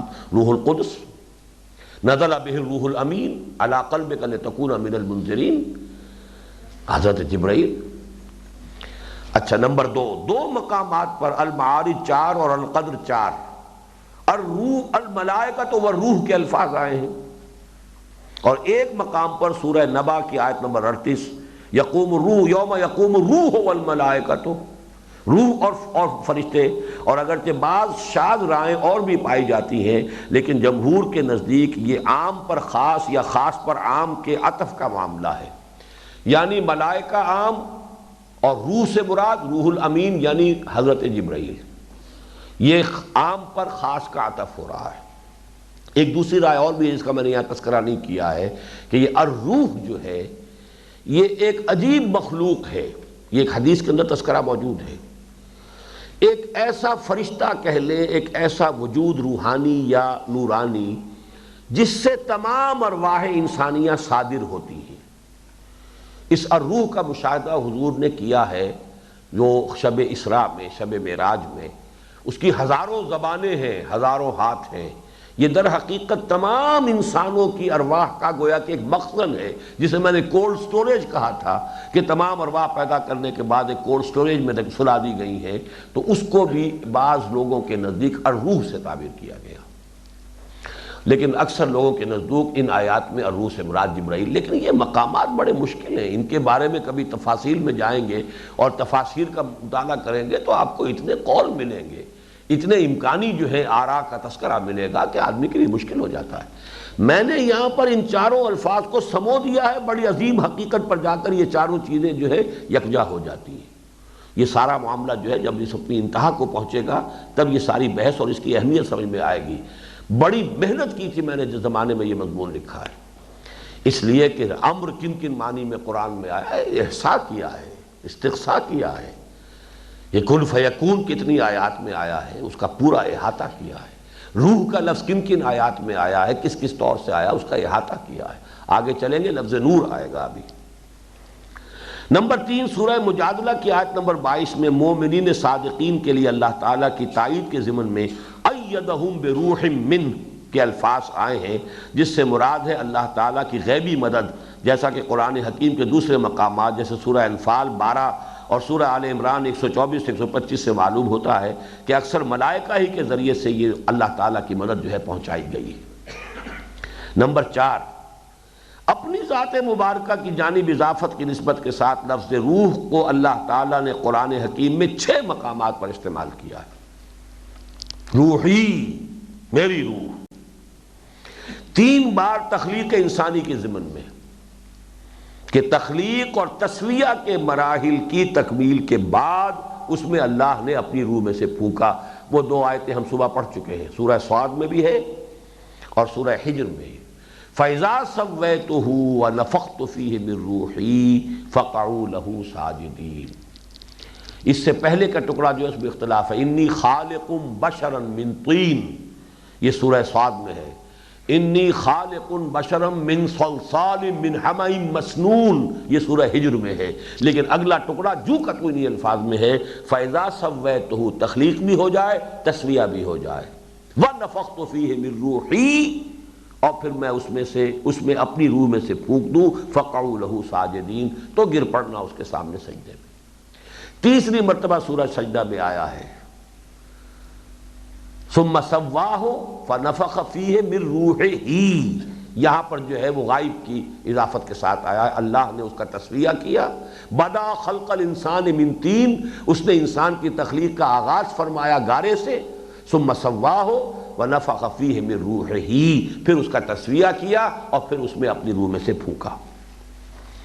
3 ہی بار حضرت مریم کے ذکر میں اس لفظ روح جو ہے اللہ تعالیٰ نے اپنی طرف نسبت کے ساتھ استعمال فرمایا، جن میں سے 2 مقامات سورہ انبیاء کی آیت 91 اور سورہ تحریم کی آیت نمبر 12 میں حضرت صدیقہ کے بطن میں حضرت مسیح کے استقرار حمل کے ضمن میں فرمایا گیا، ہم نے اپنی روح میں سے پھونکا۔ اور ایک مقام پر یعنی سورہ مریم کی آیت نمبر 17 میں بئی طور کہ جو فرشتہ انہیں حضرت مسیح کی بشارت دینے کے لیے بھیجا گیا تھا اسے روحنا ارسلنا الیہا روحنا فتمثل لہا بشرا سویا۔ 5ویں بات، آخری اور موضوع زیر بحث کے اعتبار سے اہم ترین یہ کہ سورہ نساء کی آیت نمبر 171 میں جہاں حضرت مسیح کو کلمتہ سے تعبیر فرمایا گیا، وہاں روح منہ کے الفاظ بھی اس کے لیے استعمال ہوئے، گویا کہ یہ سسٹر ٹرمز ہیں دونوں، کلمہ اور روح، یہ گویا کہ ایک ہی قبیل کی چیز ہے۔ حضرت مسیح کلمتہ القاہا الی مریم وروح منہ، یہ دونوں تعبیرات ایک ہی حقیقت کے لیے۔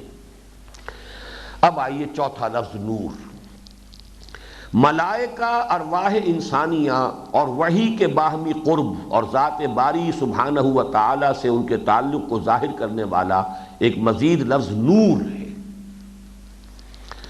نمبر 1، یہ حقیقت تو اظہر من الشمس ہے کہ قرآن حکیم وحی کو نور قرار دیتا ہے، جیسے سورہ مائدہ کی آیات 44-46 میں تورات اور انجیل دونوں کو ہدم و نور، ہدایت بھی اور نور بھی، اور سورہ انعام کی آیت 91 میں تورات کے لیے نورم و ہدن للناس کے الفاظ وارد ہوئے۔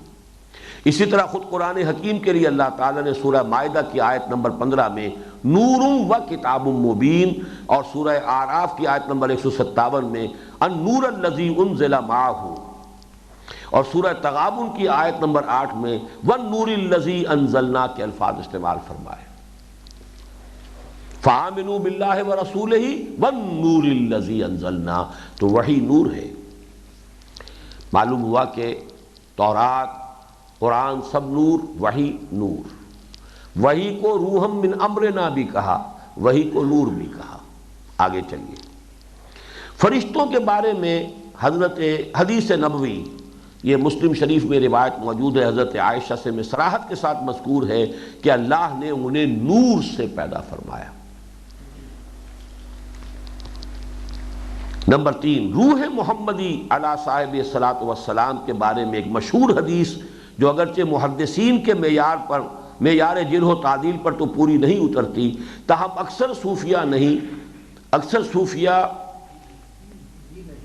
ہی نہیں، مفسرین نے بھی اسے قبول فرمایا ہے۔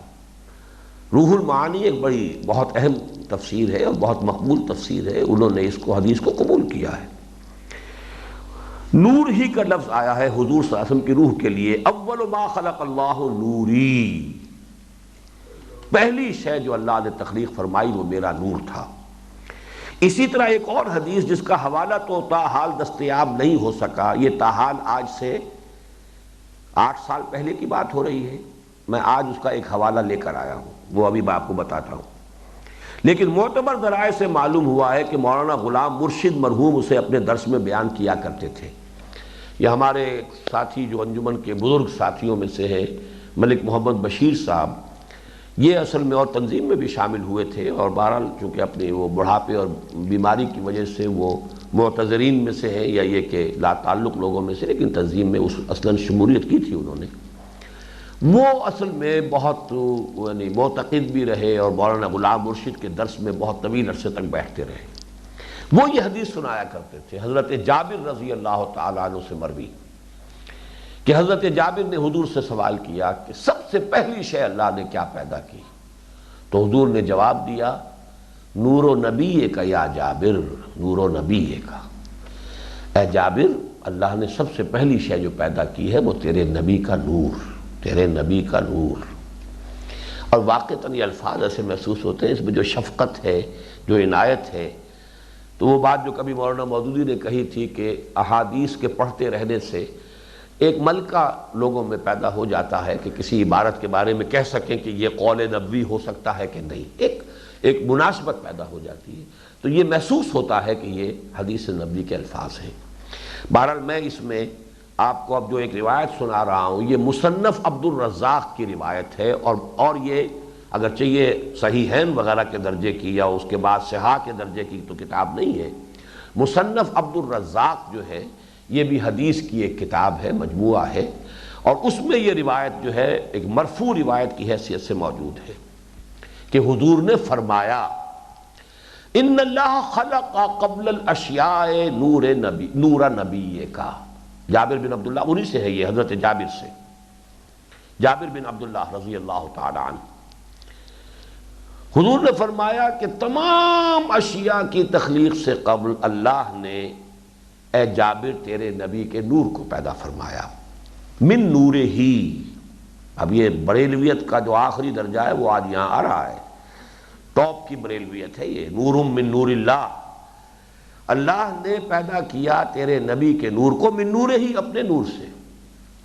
فجعل ذلک النور یدور بالقدرت حیث یشاء، اور پھر اس نور کو یہ آزادی دے دی کہ جہاں چاہے اپنے اجازت اور اپنی مرضی کے ساتھ چاہے گھومے پھرے، یدورو دارا یدور دورن، دورہ کرے گھومے پھرے۔ وَلَمْ يَكُنْ ذَلِكَ الْوَقْتِ لَوْحٌ وَلَا قَلَمٌ وَلَا جَنَّةٌ وَلَا نَارٌ وَلَا سَمَاءٌ وَلَا مَلَكٌ وَلَا الْأَرْضُ وَلَا الشَّمْسُ وَلَا الْقَمَرُ وَلَا جِنٌّ وَلَا جَانٌّ۔ اور یہ وہ وقت تھا کہ جب کہ ابھی نہ لوح تھی، نہ قلم تھا، نہ جنت تھی، نہ آگ تھی یعنی دوزخ، اور نہ ہی کوئی آسمان تھا، نہ فرشتے تھے، نہ زمین تھی، نہ سورج تھا، نہ چاند تھا، نہ جن تھے، نہ جان تھے، کچھ بھی نہیں تھا۔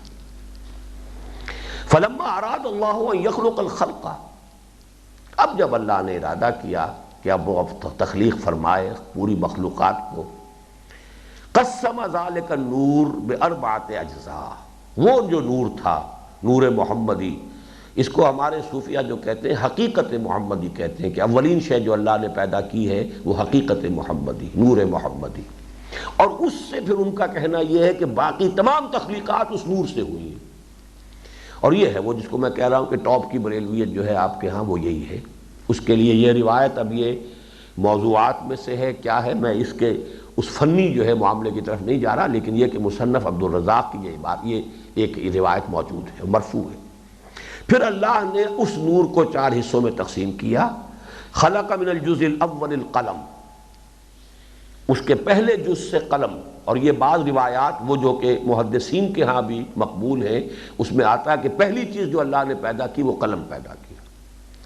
تو گویا کہ نور کے درجے کے بعد تخلیق کا جب مرحلہ آیا ہے تو پہلے قلم، من الثانی اللوح، اور دوسرے سے لوح و قلم، وہ لوح بنائی، من الثالث العرش، اور تیسرے سے عرش بنایا، ثم قسم الجزء الرابع اربعۃ اجزاء، اب یہ چلتا ہے پھر، اور چوتھے جز کو پھر اس نے 4 حصوں میں تقسیم کیا۔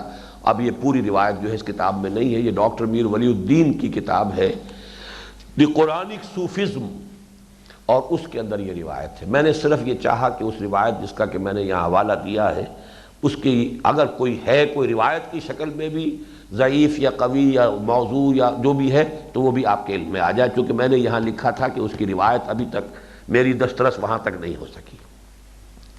نمبر 4 نور کا تذکرہ۔ ابھی ہم نور کا سارا احصاء کر رہے ہیں، قرآن مجید میں یہ لفظ کس کس کے لیے آیا؟ سب سے پہلے وحی کے لیے نور آیا، جو کتابیں نازل ہوئیں وہ نور ہے، تورات بھی انجیل بھی، قرآن نور ہے، پہلی بات یہ۔ دوسری بات یہ کہ محمد الرسول اللہ صلی اللہ علیہ وسلم نے اپنے بلکہ فرشتوں کے بارے میں حدیث نبوی میں یہ موجود ہے، اور یہ مسلم شریف کی روایت ہے، یہ تو صحیحین میں سے ایک کی ہے کہ فرشتوں کی تخلیق نور سے ہوئی ہے۔ تیسری بات حضور صلی اللہ علیہ وسلم کی، اب اس کو میں جو تطبیق کروں گا، میں نے جہاں ان چیزوں کو جوڑا ہے وہ میں بعد میں بیان کروں گا۔ تیسری چیز اس روایت کو ذہن میں لے آئیے کہ پہلی چیز جو اللہ نے پیدا فرمائی، ایک تو وہ روایت جو بہت ہی عام ہے جس کو کہ مفسرین نے بھی صحیح تسلیم کیا ہے، چاہے محدثین اس کی سند میں کلام کرتے ہوں کہ اول ما خلق اللہ نوری، باقی یہ طویل روایت بھی جو ہے اس کی شرح پر وہ بھی میں نے آپ کو سنا دی۔ چوتھی بات، خود ذات باری تعالیٰ کے لیے انسانی ذہن کی محدودیت اور نارسائی کے پیش نظر قریب ترین لفظ جو بطور تمثیل اختیار کیا گیا وہ نور ہی ہے، جیسے سورہ نور کی آیت نمبر 25 اللہ نور السماوات والارض کے الفاظ مبارکہ، اور حضرت عائشہ صدیقہ رضی اللہ تعالی عنہا سے جو منقول قول ہے کہ شب معراج کے بارے میں جب ان سے کہا گیا کہ کچھ لوگ کہتے ہیں کہ حضور نے معراج میں اللہ کو دیکھا، تو انہوں نے جو فرمایا وہ کیا بات تھی؟ نور انا یرا، وہ تو نور ہے، اسے دیکھا کیسے جا سکتا ہے؟ نور تو اسے کس چیز سے دیکھا جائے گا؟ نور کے ذریعے سے آپ کسی اور شے کو دیکھتے ہیں، نور کو کیسے دیکھیں گے؟ نور انا یرا، تو ایک تو قرآن مجید کے الفاظ، اچھا یہ بھی بہرحال یہ جو حضرت عائشہ کا قول ہے یہ بھی ثقہ قول ہے اور مقبول قول ہے، اس کی سند حضرت عائشہ تک جو ہے وہ صحیح ہے۔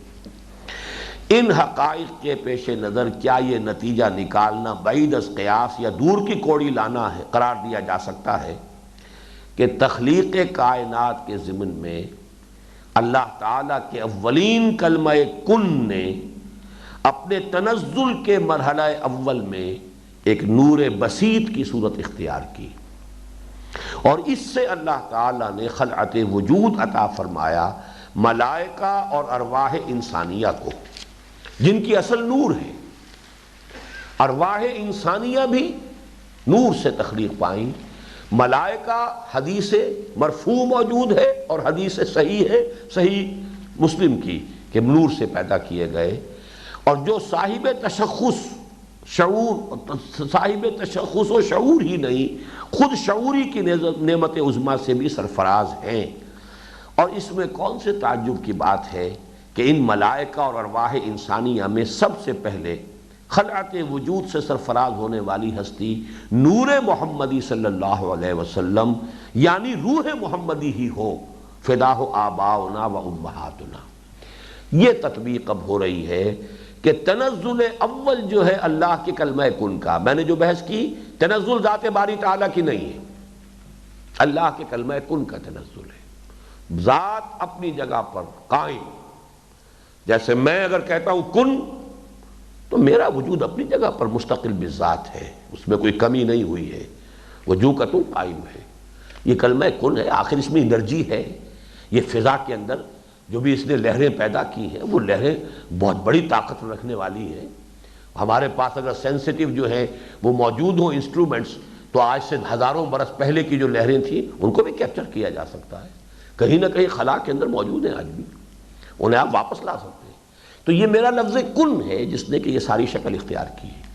اللہ کا کلمہ کن ہے جس نے کہ تنزلات کا جب سفر شروع کیا ہے تو پہلا تنزل یہ ہے کہ اس نے ایک نور بسیط کی شکل اختیار کی۔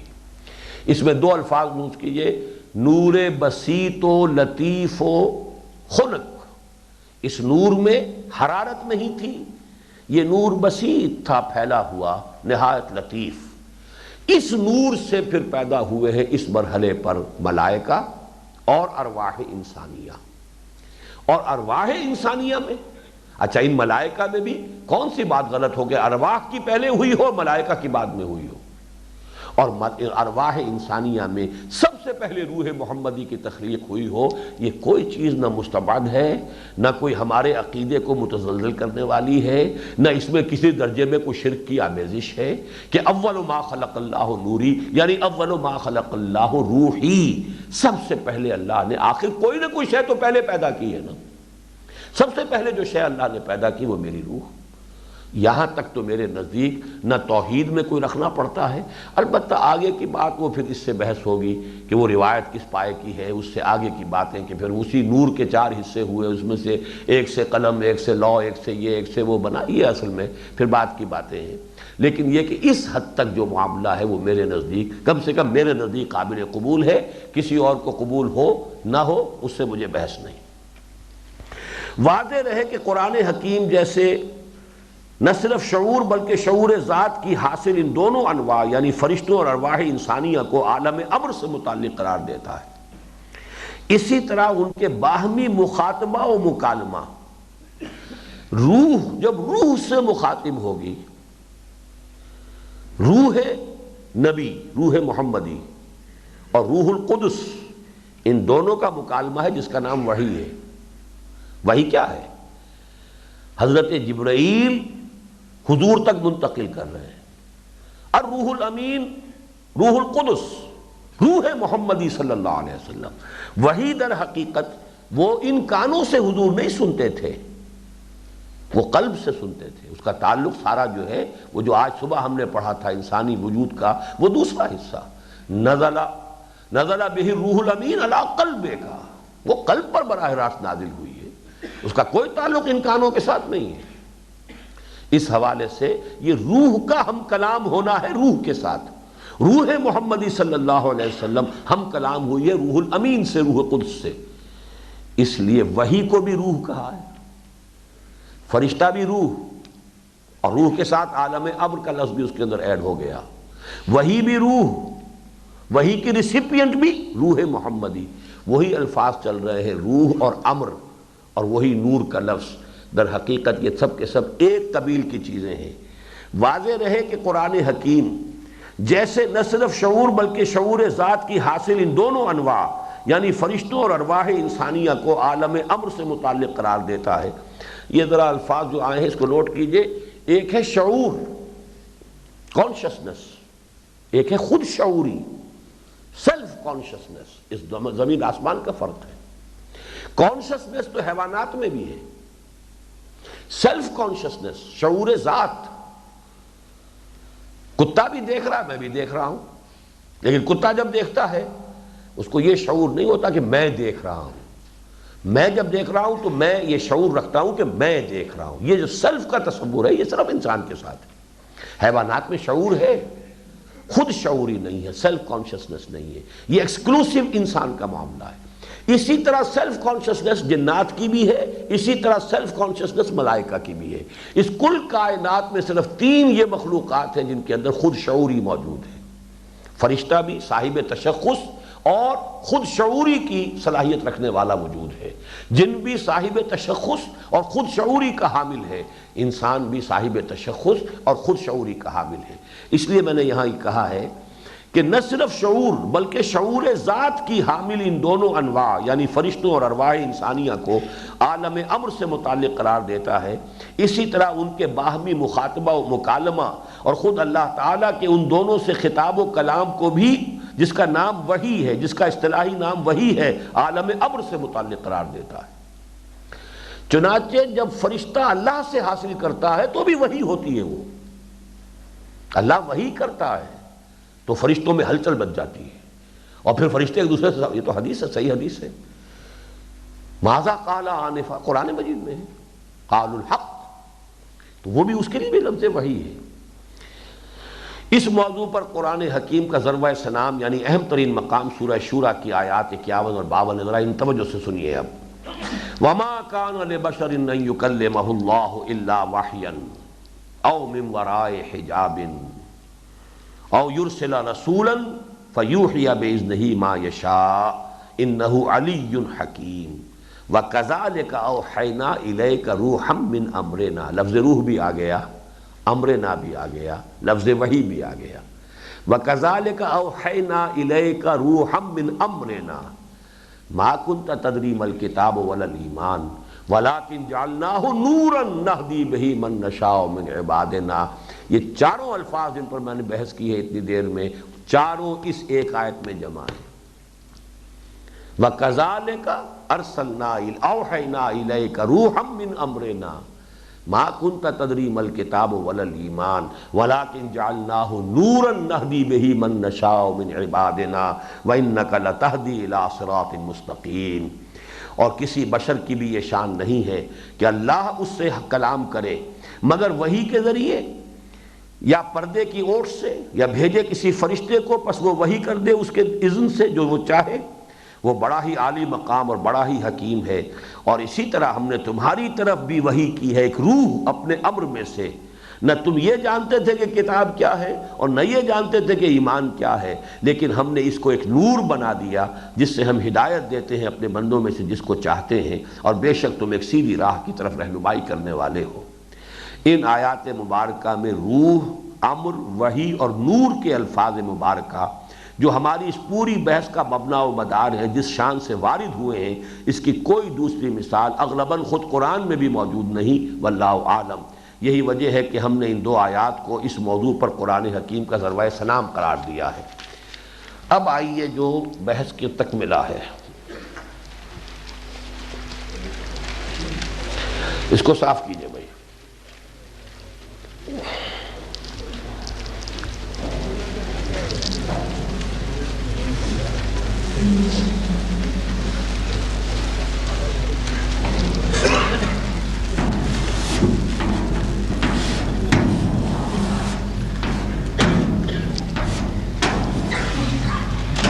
جہاں سے ہم نے بحث شروع کی تھی،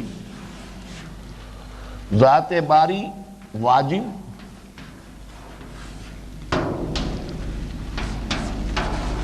قدیم، اس سے حدوث اور امکان کا سفر کن مراحل میں طے ہوا۔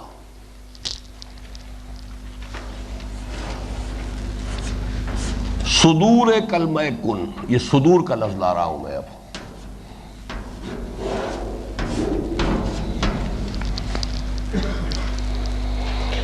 اس نے تنزل اول ہے اب میرے نزدیک۔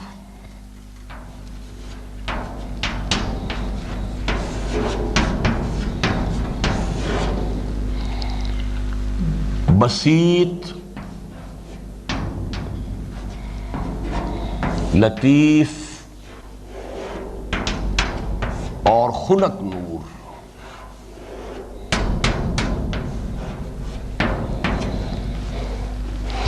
اور اسی سے تخلیق ہوئی ارواح انسانیہ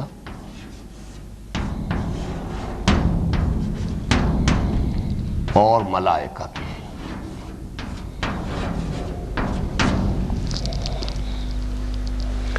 تنزل دوم، اور یہ سارا جو ہے عالم امر ہے۔ ارواح انسانیہ کا تعلق بھی عالم امر سے ہے، لہذا روح انسانی کو یہاں سے عرش تک جانے میں کوئی وقت نہیں لگتا، جیسے فرشتے کو کوئی وقت نہیں لگتا۔ جبرائیل عرش سے فرش تک آنے واحد میں آتا ہے، لیکن یہ جبرائیل کے بارے میں تو آپ آسانی سے مان لیں گے، روح کے بارے میں وہ شرک نظر آئے گا۔ حالانکہ جبرائیل بھی مخلوق ہے، لیکن وہ مخلوق عالم امر کی ہے، اس عالم خلق کی نہیں ہے۔ اگر اسی سطح پر ہم نے مان لیا ہے کہ ارواح انسانیہ بھی، انہیں بھی کوئی وقت نہیں لگتا، یہاں سے وہاں، وہاں سے وہاں، یہاں سے عرش، جہاں تک بھی اللہ چاہے اس نے رب سے ہوگا، لیکن یہ اپنی علیحدہ بات ہے، لیکن ٹائم ایلیمنٹ تو اس پہ ہے ہی نہیں سرے سے۔ یہ تو یہاں سے پھر جو دوسرا ہوا ہے تنزل، اب ٹائم ایلیمنٹ آئے گا۔ یہ جو ہے اس کو میں کہتا ہوں بگ بینگ۔ یہ بگ بینگ جو ہے ہمارے سائنسدانوں کی یہاں تک رسائی نہیں ہو سکتی، یعنی اب ایک اور کلمہ کن جس نے کہ اس نور میں ایک ایکسپلوژن کیا ہے، یہ ہے تنزل ثانی۔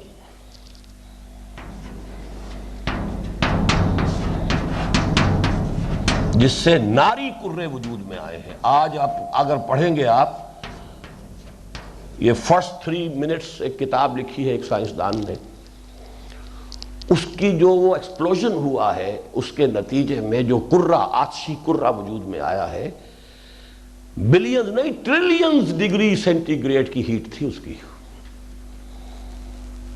اس کا تو آدمی چکرا جاتا ہے، اس کی حرارت کا کیا عالم تھا۔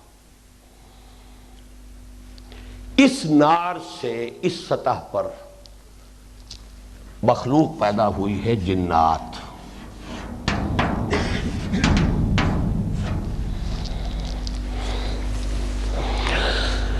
یہ لطافت سے کثافت تک کا سفر اب جاری ہوا ہے۔ تیسرا تنزل ہے ان ناری کروں کا ٹھنڈا ہونا۔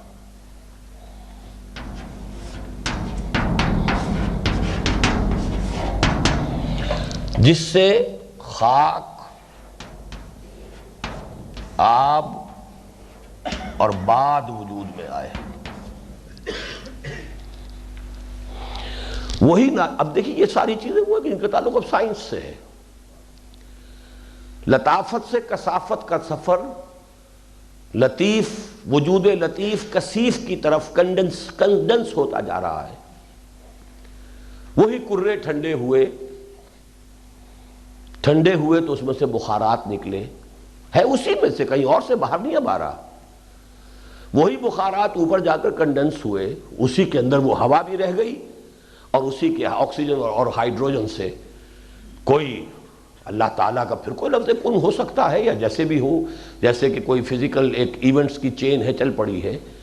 پانی وجود میں آیا، لاکھوں برس تک بارش ہوئی، سمندر وجود میں آئے۔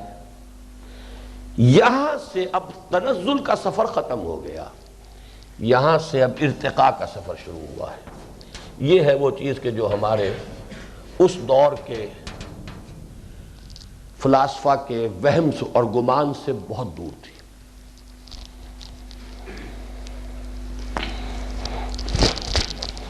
وہی چیزیں جو سپلٹ ہوئی تھی، انہی میں اب تالیف شروع ہوئی۔ حیوانات و نباتات کی تخلیق اور ارتقاء کا عمل۔ تنزل تو یہاں تک ختم ہو گیا۔ اب یہاں پہ ذرا شعر میں نے کہا تھا نوٹ کراؤں گا، بیدل کا بہت گہرا شعر ہے۔ ہر دو عالم خاک شد تا بست نقش آدمی، اے بہار نیستی از قدر خود ہوشیار باش۔ دو عالم، عالم امر اور عالم خلق، جب خاک ہو گیا، کثافت کی وہ انتہا، نزول کی، تنزل کی وہ انتہا کہ جب اس کرے کے اوپر آ گیا، جیسے کہ انگارے کے اوپر راکھ آ جاتی ہے، ہر دو عالم خاک شد، اب یہاں سے انسان کی تخلیق کا نقش بننا شروع ہوا۔ ہر دو عالم خاک شد، انسان کی تخلیق کے لیے اللہ نے کتنا لمبا سفر طے کیا ہے، کرایا ہے، جو بھی ہے اللہ نے نہیں کیا، معاذ اللہ، تنزلات اس کے کلمہ کن کے ہیں۔ سارے شرک اور سارے پینتھیزم سے آپ کو یہاں پر نجات مل گئی، صرف اس فرق کرنے سے کہ یہ تنزلات ذات باری کے نہیں، یہ تنزلات اس کے امر کن کے۔ اس امر کن کے ساتھ ہی امر، نور، یہ سارے الفاظ جو ہم نے چاروں پڑھے ہیں، روح یہ جمع ہے، روح انسانی، روح ملک، یہ جو الروح الامین، اور وہی بھی روح، امر کا لفظ، نور کا لفظ، نور وہی، روح انسانی بھی نور، فرشتہ بھی نورانی مخلوق، اور وہی بھی نور۔ تو اب یہ تکوین کا جو مرحلہ ہے عالم امر کا، اس کو تو چار الفاظ کے حوالے سے قرآن میں بحث ملے گی آپ کو، کن فیکون، امر، روح اور نور۔ اس کے بعد آگے چل کر اس بگ بینگ، یہ عالم خلق ہے، سائنس یہیں تک جا سکتی، اس سے آگے جا نہیں سکتی، اس لیے کہ اس سے آگے تو پھر وہ میٹا فزکس کا زمانہ ہے، وہاں جو ہے سائنس کا دائرہ ہی نہیں، لہذا خلق میں انہوں نے کہا کہ بگ بینگ سے آغاز ہوا، اور یہ صحیح ہے۔ جیسے کہ ارتقاء میں اگر یہ مان لیا جائے کہ ارتقاء وجود حیوانی کا ہوا ہے، روح کا کیا سوال ارتقاء کا، تو جو نظریہ ارتقاء ہے اس کی ساری خباثتیں، اس کے سارے مضرتیں ختم ہو جاتی ہیں۔ اسی طریقے سے جب یہ مان لیا کہ اس میں تنزل اللہ کے امر کن کا ہے، وہ شرک اور پینتھیزم جو ہے وہ ختم ہوا، ہماؤس کا معاملہ ختم ہوا، مجھ سے کلام صادر ہوا ہے، میں نے کن کہا ہے، اس سے میرے وجود میں کوئی کمی نہیں آئی، میرے وجود میں تو چلیے کمی آ گئی ہوگی، کوئی کیلوری کم ہوئی ہے میرے جسم میں، جب میں نے کہا کن تو کوئی نہ کوئی تو میری کیلوریز جو ہے برن ہوئی ہیں، اس انرجی کی شکل میں آئی ہیں۔ اللہ کے وجود میں کوئی کمی نہیں، اللہ کا وجود اپنی جگہ پر کامل چوں کا توں، لیکن اس کے کم امر کن نے یہ تنزل کا سفر طے کیا۔ لیکن اب ہے یہ جو ارتقاء کا مرحلہ ہے، خاک اور آب نے مل کر اس کرۂ ارضی پر حیات نباتاتی و حیوانی کا آغاز کیا ہے، ملے ہیں یہ۔ قرآن مجید کہتا ہے تین، دیکھیے انسانوں کا مادہ تخلیق قرآن نے کیا بتایا، مٹی، لیکن مبدأ حیات کیا ہے، پانی۔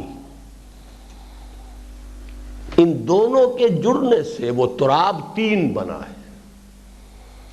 لقد خلقنا الانسان من سلالۃ من طین، کہیں تراب بھی آیا ہے لیکن تین کا لفظ زیادہ آیا ہے، گارا، پھر اس میں فرمنٹیشن ہوئی ہے تو وہ تین لازم بنا ہے، پھر وہ اس میں اس درجے جو ہے وہ فرمنٹیشن ہو گئی کہ سڑان اٹھنے لگی ہے، مسنون سنا ہوا گارا، پھر وہ سوکھا ہے، صلصال من حمأ مسنون، سوکھ کر کھنکنے لگا ہے۔ جیسے آپ دیکھتے ہیں دلدلی علاقے کے اندر اوپر جو پپڑی ہوتی ہے اس پر چلے تو وہ کڑکڑ کر جیسے پاپڑ بولتا ہے ایسے کھنکتا ہے، کھنکنے لگا ہے۔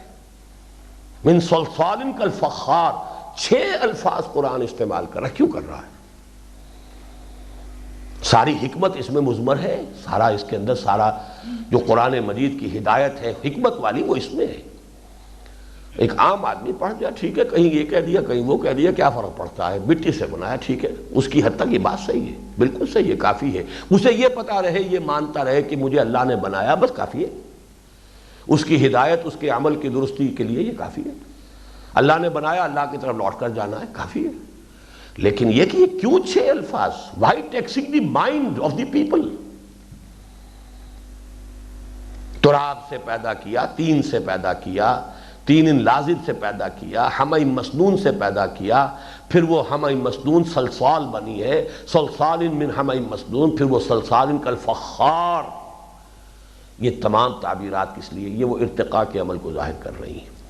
اب یوں سمجھیے کہ یہ ارتقاء کا تابست نقش آدمی یہ سفر طے کر کے جب اس مرحلے پر آیا کہ ہومو سیپینز وجود میں آ گیا، اس کے ساتھ وہ روح، اصل میں مجھے یہ ادھر کھینچنا چاہیے تھا، پھر جب روح اس میں پھونک دی گئی، اب یہ آدم ہے۔ آدم کا وجود دو اجزاء سے مرکب ہے۔ ارتقاء کا طویل سفر طے کرنے کے بعد جو حیوان انسان وجود میں آیا، اس میں سے ایک حیوان انسان کو، ایک فرد کو اللہ نے سلیکٹ کیا، اس میں اپنی روح میں سے پھونکا، وہ روح جو پہلے پیدا کی جا چکی تھی لا کے شامل کر دی گئی۔ اب وہ آدم ہے۔ فَإِذَا سَوَّيْتُهُ وَنَفَخْتُ فِيهِ مِن رُوحِي فَقَعُوا لَهُ سَاجِدِينَ، تو اب وہ ملائکہ اس کے سامنے سربسجود ہوئے۔ یہ ہے تنزلات اور ارتقاء کا ایک سفر جو انسان کی تخلیق تک منتج ہوا ہے۔ اب میں آپ کو ذرا مولانا روم کے اشعار سنا دیتا ہوں۔ یہ ارتقاء کے سفر کو وہ تعبیر کر رہے ہیں کہ یہ میں ہی تھا، میں نے ہی مختلف قالب جو ہیں وہ ایک کے بعد دوسرے قالب بدلے ہیں، میں چلا آ رہا ہوں۔ از جمادی مردم و نامی شدم، پہلے جمادات تھی نا، مٹی جمادات میں سے ہے نا، اس میں کوئی نمو نہیں ہو سکتی، کوئی اس کے اندر جیسے پتھر ہے اور ہے، جمادات ہے۔ میں جمادی میں، جمادات میں مرا، لیکن میں نے جنم لے لیا، نامی شدم، پھر میں نباتات کے پیکر میں آ گیا۔ وز نما مردم بے حیواں سرزدم، نما نمو سے، اس لیے کہ نباتات کی شان یہ ہے کہ اس میں ارتقاء ہوتا ہے، نشو و نما بڑھتا ہے، گرو کرتی ہے۔ وہاں سے میں نے اس اپنے قالب کو چھوڑا۔ مردم کیا ہے؟ روح ہمارے اس قالب کو چھوڑ جاتی ہے تو موت ہے نا، جان ہمارے اس قالب سے نکل جاتی ہے تو یہ موت ہے۔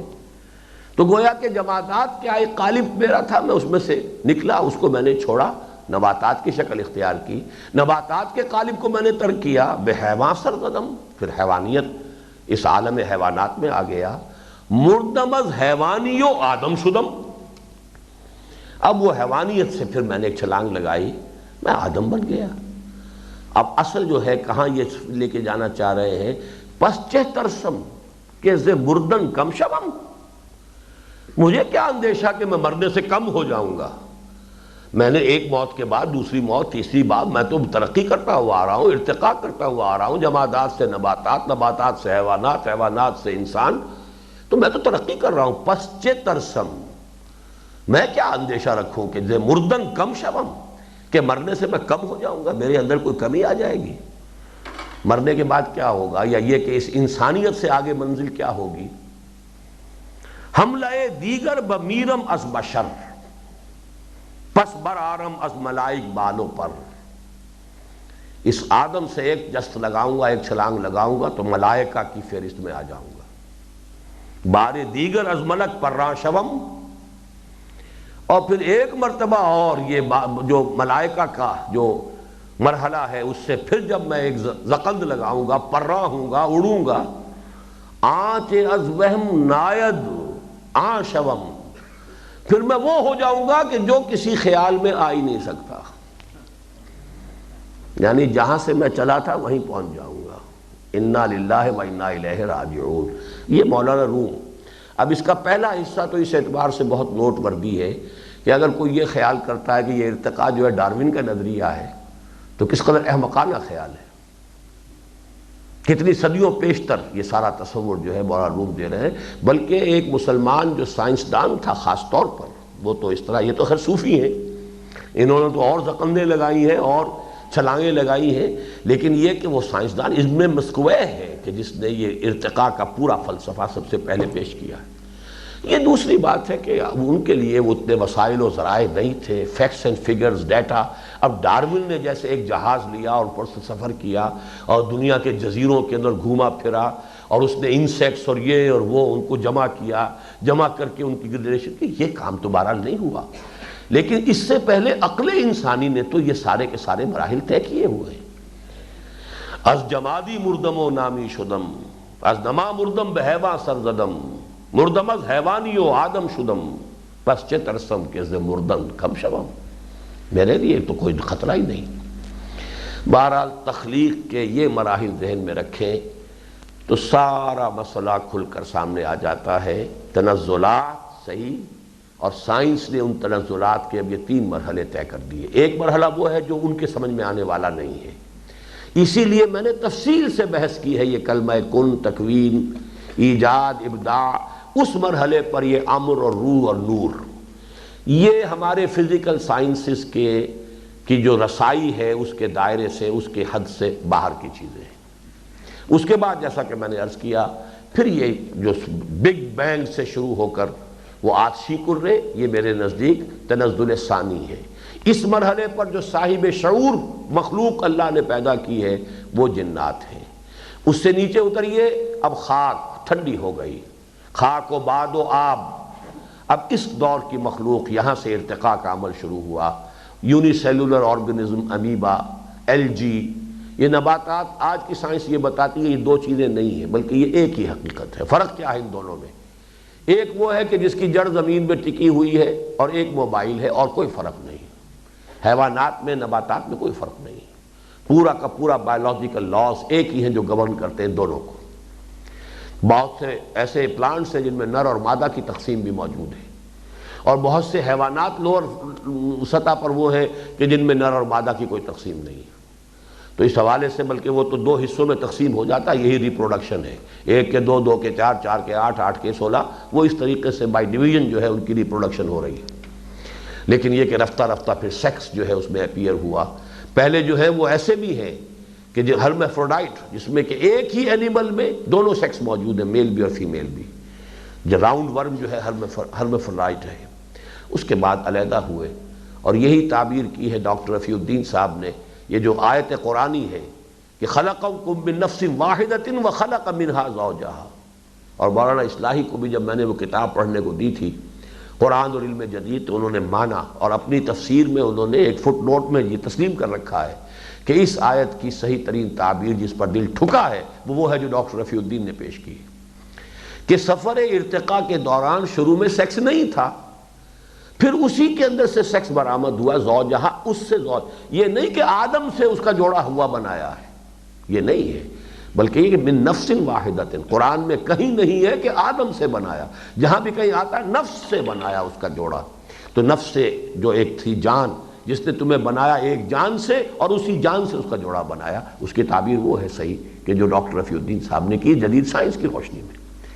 یہ سارے مسائل، لیکن اسی سے یہ مسئلہ طے ہوتا ہے جو مولانا اصلاحی صاحب کو معلوم نہیں ہے کہ جنات کو وحی نہیں آ سکتی، جنات کے ہاں نبوت نہیں ہے، اس لیے کہ اگرچہ عالم خلق میں وہ ہم سے بالاتر لیول پر ہیں، اور ہم عالم خلق میں اس سے نیچے ہیں۔ یہی بات ابلیس نے کہی تھی کہ یہ مجھ سے، میں اس سے افضل ہوں، انا خیر منہ، بات صحیح تھی۔